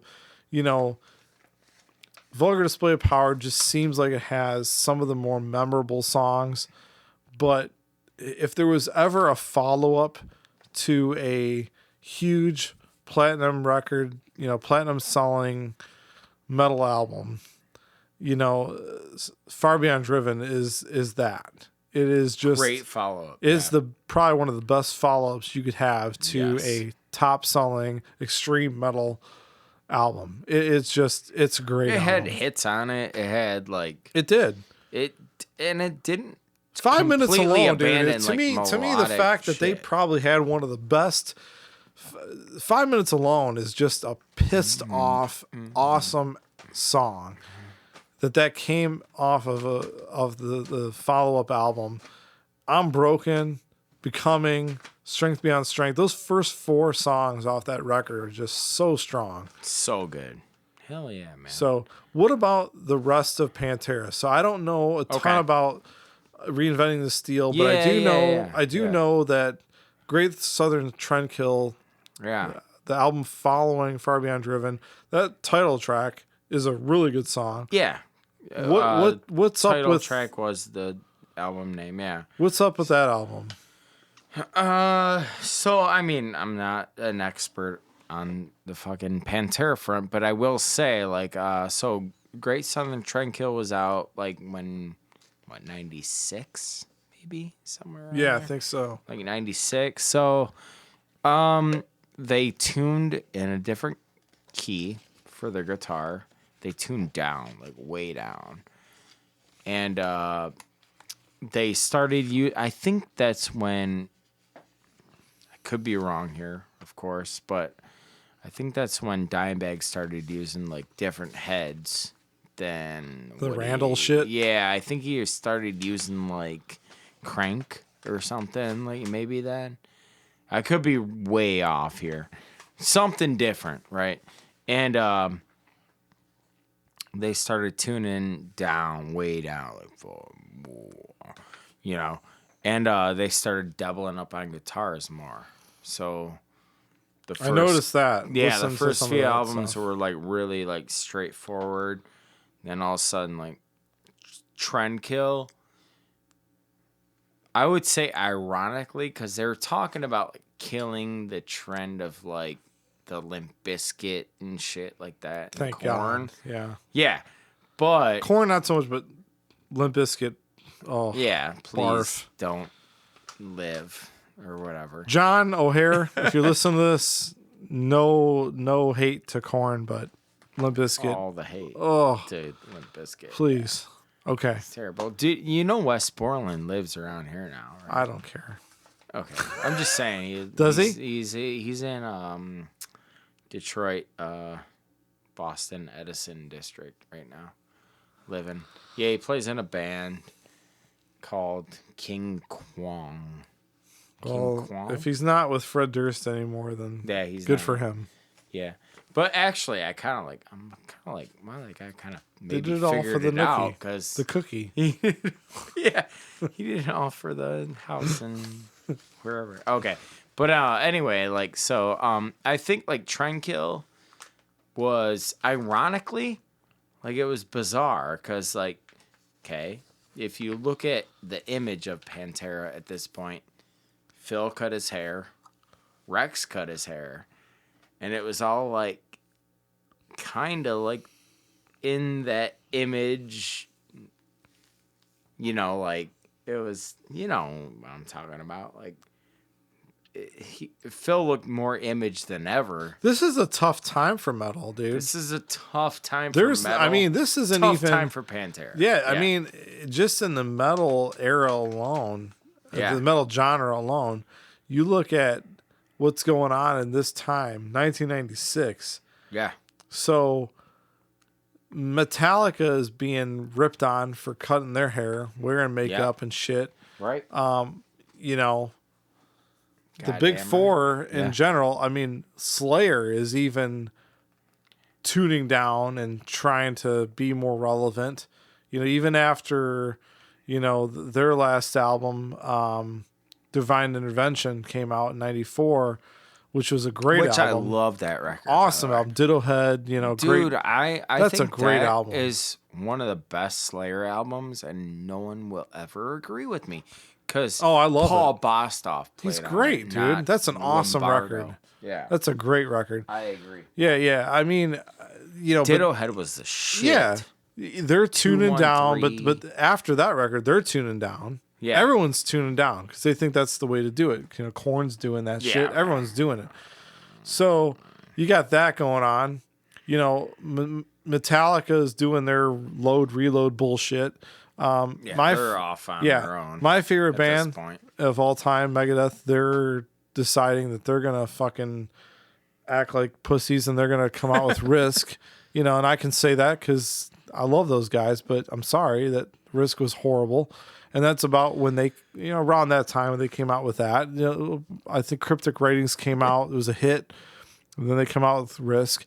Anthrax is really nowhere to be heard. No one's really paying attention to Anthrax. So the big four is basically abandoned thrash metal altogether. Yeah. Okay. Pretty much. Yeah. You're right. You know, Pantera had come out with Vulgar Display of Power 92, 94, Far Beyond Driven, Heavy. They're really the flag bearers of thrash metal throughout the 90s. At that point, yeah. 96, Great Southern Trend Hill comes out. There is really no extreme metal band out at all at that point in time that's making any sort of noise at all that I can remember. No, I can't think of anybody. Right. I can't think of any. It is really all on Pantera. Pantera is really bearing the load for all these metal bands that, I mean, I don't remember what Testament was doing. I don't remember what Exodus was doing. I don't know what Sepultura was doing at that time. But obviously, I don't think Sepultura was I mean, they had Roots and Chaos AD and all this stuff in the 90s, but who knows what they were doing at that time. Late to mid to late 90s, it's really Pantera. Yeah. And what are they doing? Great Southern Trend Kill comes out. Opening track, great song. But other than that, I don't really remember that much about that album. My brother was into it. He's about 5-6 years younger than me. He had that record, so he was getting into it. And this is someone who graduated in like 2000 or so. So other than that song, what is good about this album? Okay, so Trendkill, I really liked the Trendkill album. And I think that might have to do with the place I was in at that time, which was, buying into the whole because that was 96. 96. So I'm still in high school, dude. So, you're gonna wanna separate yourself from whatever's cool, because it's not cool to be fucking whatever's cool, right? Metal was not a cool thing in 96. Right. So, but it was fucking Spice Girls. Yeah. So, I feel like this is what's funny about that album is that, they were like, don't fuck. Basically, the record should have been, don't listen to metal. Don't listen to pop music. Don't listen to anything but, the real deal shit, That's what I thought was the message of that whole album. If you listen to the lyrics of that whole record, 80% of it is about not listening to what's cool. So what are you supposed to listen to? So, well, this is when I thought, I think, I thought like this then. I don't know. This might be me playing with my past, but, I thought, man, dude, okay. I get it. You don't want to conform to things or whatever. But, I feel like that was, the downward spiral of Phil, man. That's when he started getting into the fucking heroin and you got to think, at that time, dude, that dude was really dealing with as many issues as he was with his back and all the pain he was dealing with. Yeah. Today, just by dealing with what we see with kids now, they start dealing with these fucking Adderall and then painkillers and all this stuff. They start getting into prescription medicine, and they start dealing with heroin and all this other stuff. Dude, it's a dark path, man. It is a dark path, man. And I can see people going down it, and I don't think he's any different. And I can't remember. I think I had watched an interview with him or something, and he was like, you start doing this shit, and then you start actually writing about it, and it shows up in your songs. And he's like, that's embarrassing shit, dude. When you look back years after you're off this shit, and you're like, wow, I was fucking writing about my drug addiction. It's weird, dude. So that album, I feel with Trendkill, it was that was the first album, first of all, that Phil never actually worked on with the band. He stayed in Louisiana. I thought that's what they did with Reinventing the Steel. Or both of them. They may have, but I know that Trendkill, for sure, he was in New Orleans or wherever the fuck he resides in Louisiana, and they were in Texas.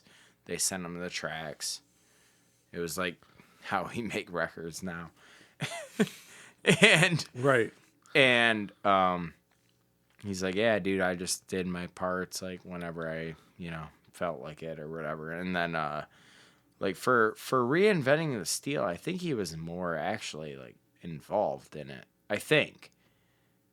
I could be wrong, but Reinventing the Steel is like better to me than Trendkill for sure. I'd have to listen to it again. I mean, it's very thrashy. Yesterday Don't Mean Shit. I love that song. Dude, that is the shit.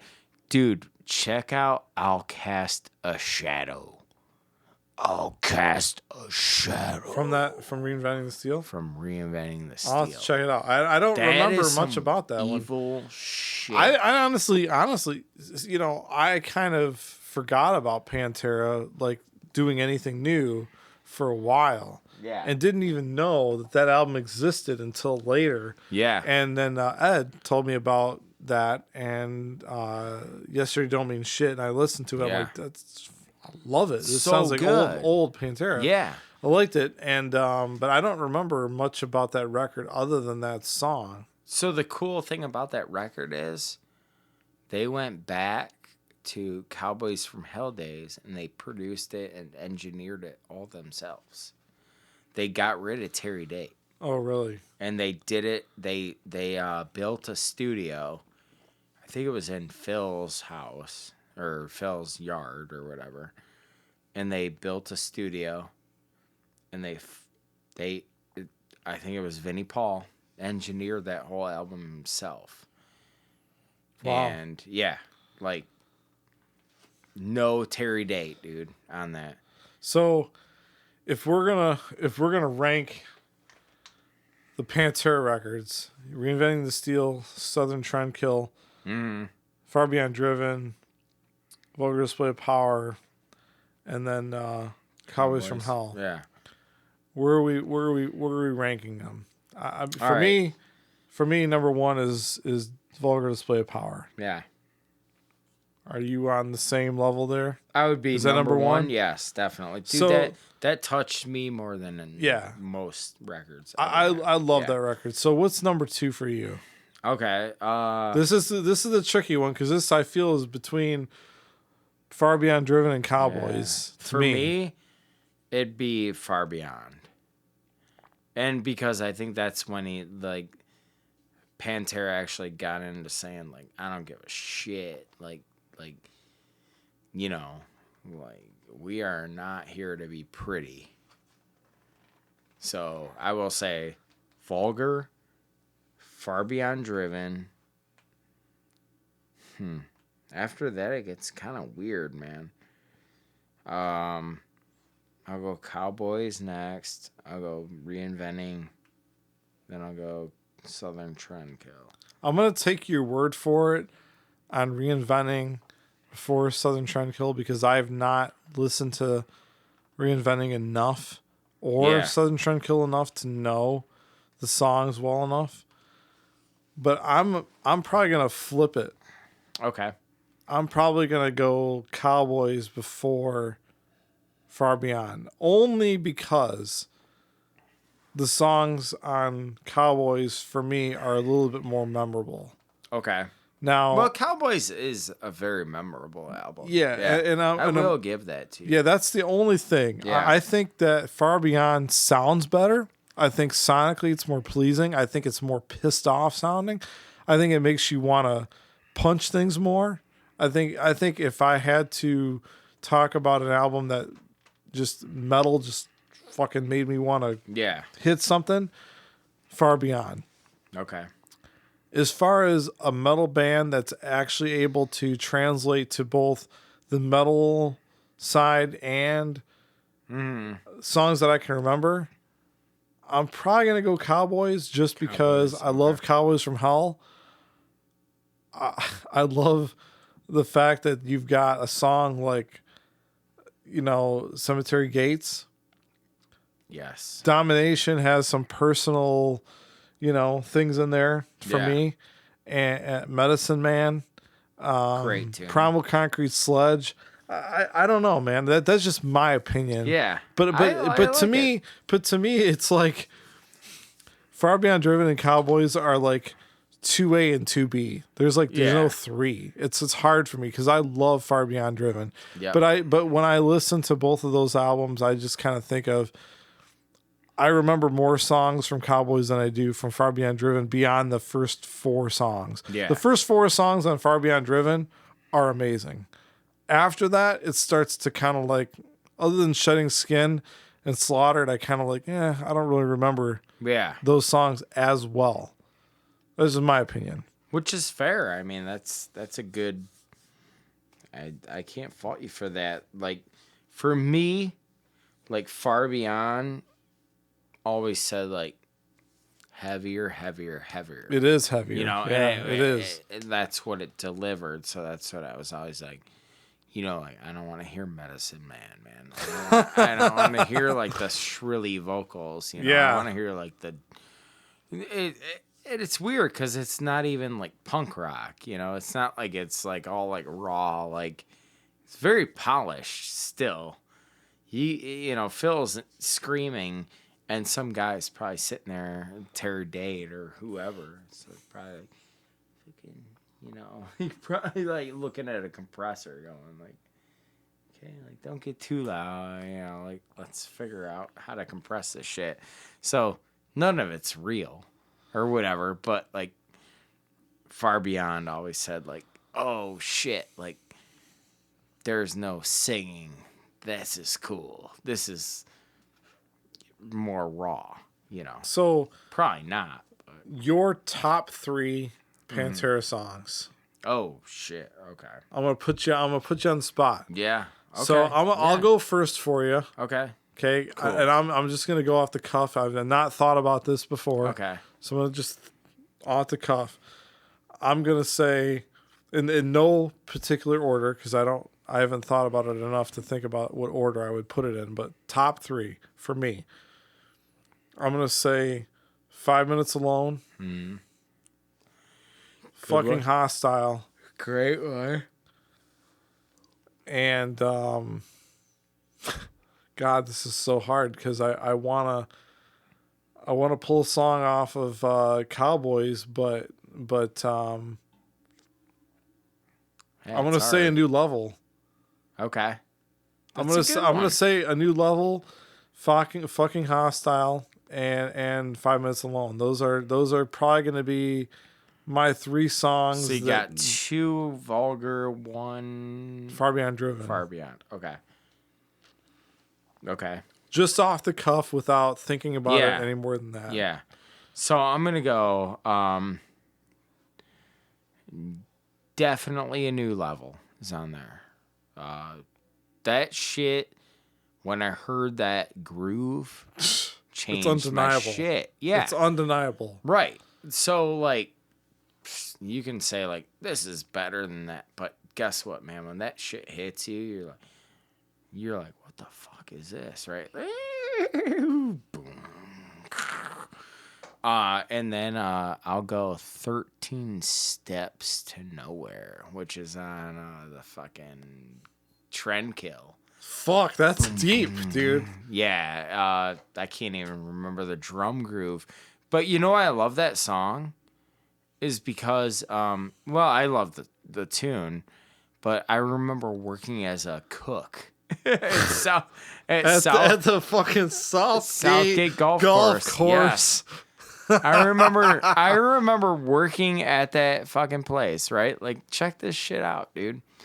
And the drum groove is like this. It's like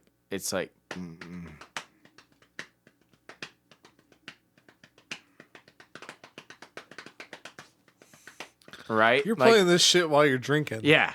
That's amazing. So that's the drum groove. So boom.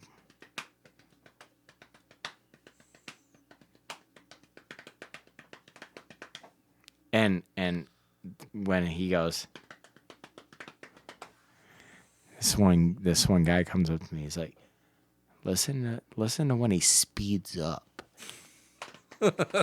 Some dude tells you this? Yeah. This is the cool part. Right?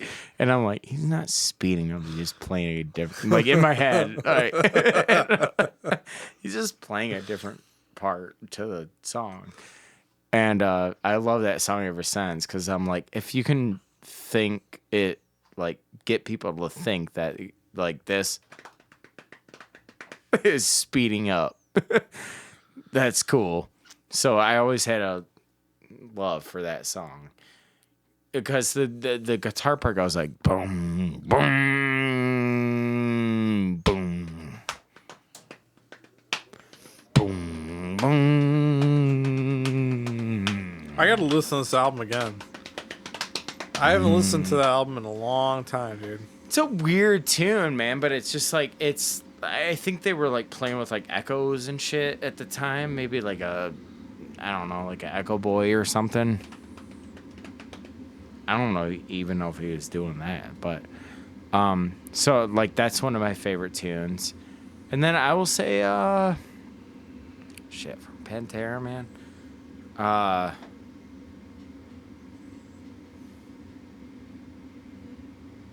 This is a hard one.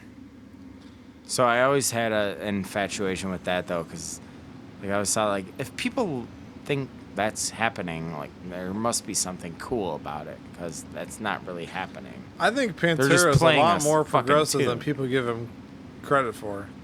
I agree with that too. Yeah. There's a lot more tempo changes and time signature changes that people don't realize are going on in those songs. I'll say, what the fuck is the, what's the,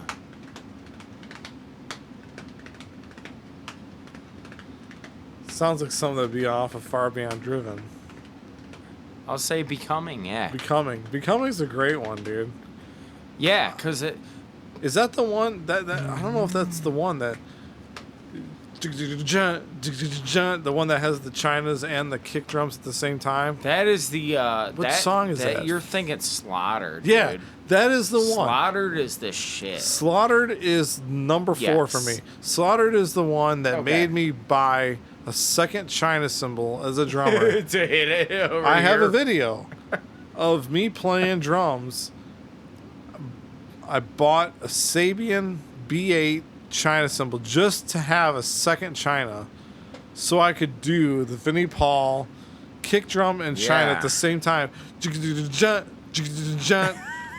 That's it. I bought it just so I could be able to do Just that. like, I need to play this one drum Yeah, part. that's Can you seriously sell though. me the China? Like, if you're Yeah. a drummer and you're younger, you hear Injustice for All. You hear Lars That's Ulrich, awesome. who at the time you probably thought was better than he is. Hear him do He's pretty one.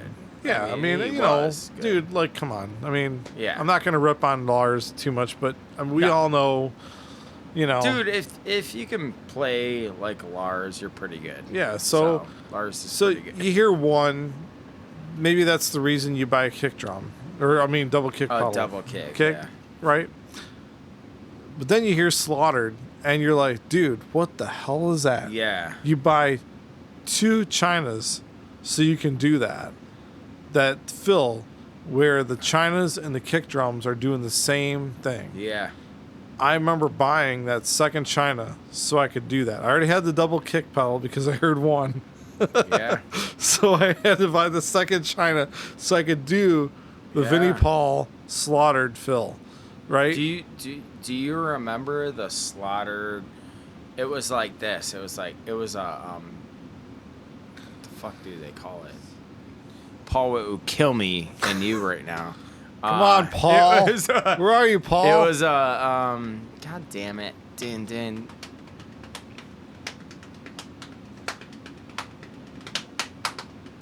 I don't know. What is that? I don't know what that is. There's too many drinks, too many two-hearted so Yeah. it's gone by. It's a fucking double paradiddle or whatever. Flamme Q, cheese. So Vinnie Paul was doing that shit. Boom, boom. He had so much shit going on the bass drums, dude. And it was cool, like, because I think he was just following it. I think he was following this. Boom, boom. Boom, boom. Boom, boom. Boom, boom. The fact that you can do that right now drinking is amazing to me. Thank you. No, I think he was doing that, though, on his feet, though. Not that exact He pattern, taped but silver dollars. He to taped his silver bass drum. coins to his foot. Come on now. I don't know.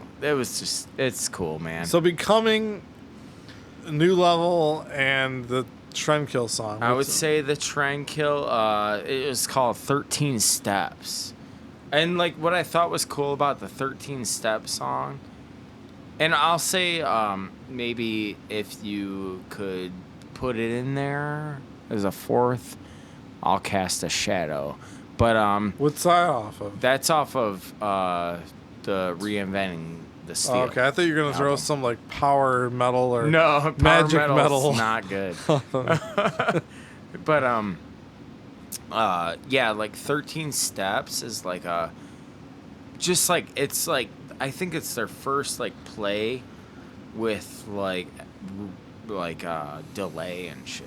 So like, you know, it was cool. Like, I love we Yesterday didn't know Don't Mean this Shit. kid. That's a great song. Awesome too. Yeah, that's definitely in my. I would put that in there. Fucking great. It just sounds like to me like, you know, from the whole. If we're gonna summarize this thing, vulgar display of power seems to be, whether it's the songs, the sounds, the cover art, the whole enchilada really seems to be the number one, which is what, you know, most of the metal community would say is the number one for Pantera. I would agree with that too. Where we maybe differ is I'm kind of on the fence between Cowboys from Hell and Far Beyond Driven. You're a little bit more Far Beyond Driven. I go Far Beyond. I would say the sound, the production, Far Beyond Driven is just probably more heavier, pleasing album. When it comes it's to, cooler to me. Yeah, I don't know, man. Like, I'm kind of like, I could go today. I could say Cowboys. I would listen to more. Tomorrow I could say it's Far Beyond Driven. I think the deeper cuts on Cowboys from Hell are a little bit better, in my opinion, than the deeper cuts on Far Beyond. But Far Beyond, those top 4 songs, you're talking about Strength Beyond Strength, Becoming, I'm Broken, and 5 Minutes Alone. That's top heavy 4 tunes. Right? Those top 4 to me probably trump the Cowboys from Hell top 4. Yeah. So I'm on the fence. I'm on the fence, man. I don't know which. I can't really debate it. I think that either way, you're talking about 3 albums that are just classic, great metal albums. And if you look at it, if you compare it to Metallica, you got the Kill 'Em All, Ride the Lightning, Master of Puppets. You know, Injustice. I mean, Black Album. You know, it's crazy to think. This is what's crazy about this. Another tangent, by the way. It's crazy to think that they went from Injustice to the Black Album. Oh yeah, that's a weird ass transition, right? You would think there'd be something between those two. Well, I mean, if you look at it, you know, Kill 'Em All was the fusion of punk, hardcore punk, and metal. Yeah, you know, the new wave British heavy metal fused with punk and heavy metal, American heavy metal. Ride the Lightning is just the more extreme version of that, and the Master of Puppets is more progressive. Okay, then I got a question for you, Croft. Take Master of Puppets. Do you think... I think it was Master of Puppets. Jesus Christ, I can't think right now. Do you think it was the...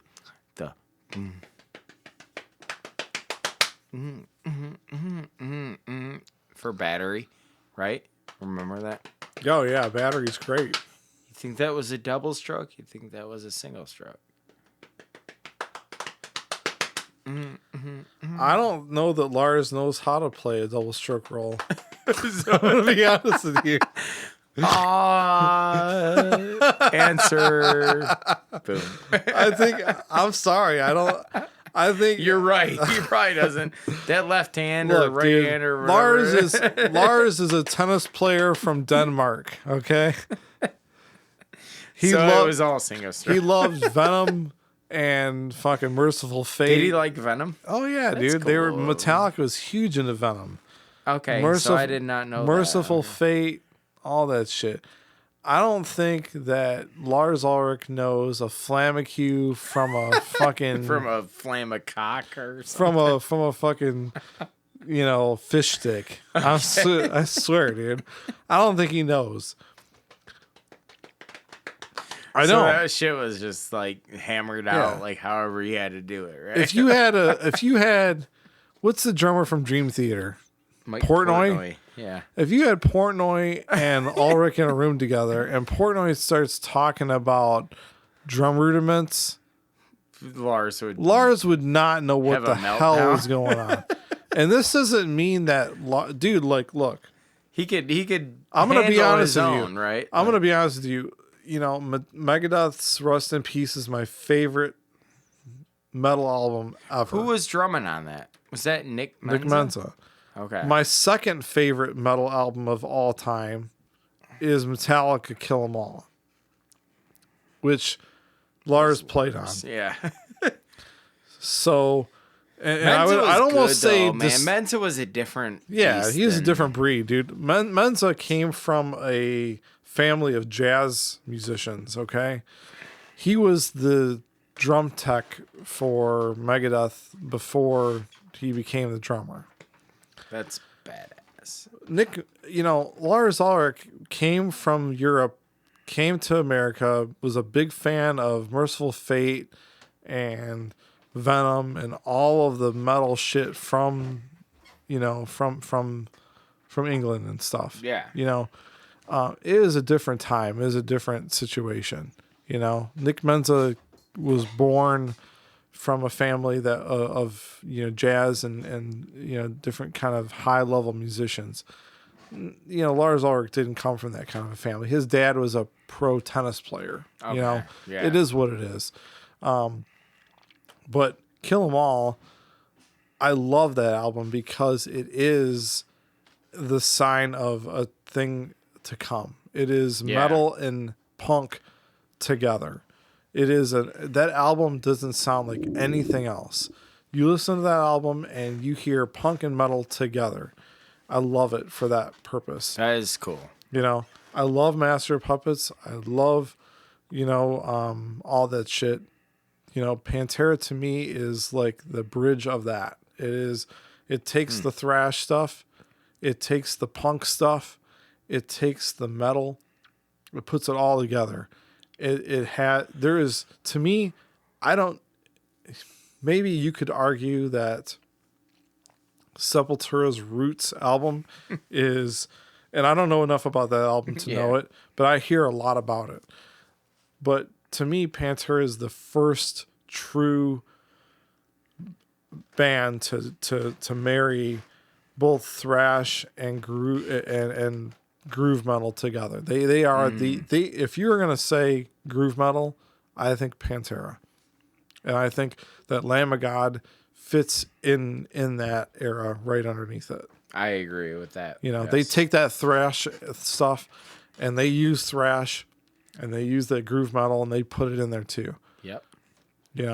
So to kind of end this episode, okay, I would say Pantera is definitely, one of the most influential metal bands hell yeah, man, ever to come out. We were lucky to live through their prime, And yes, we were. You know, I don't know anything about the stuff that they did in the 80s because I never heard those records. You also show the power, the power metal and the magic metal records to me. You say you want some metal. I want to hear that stuff. I will assure But I would tell you that, you know, next to Metallica and Megadeth and Anthrax and Slayer, Pantera, to me, if you're going to, you know, there's a lot of people that say that the big four is those four bands. And they would say, oh, you got to fit Testament in there. You got to fit Exodus in there.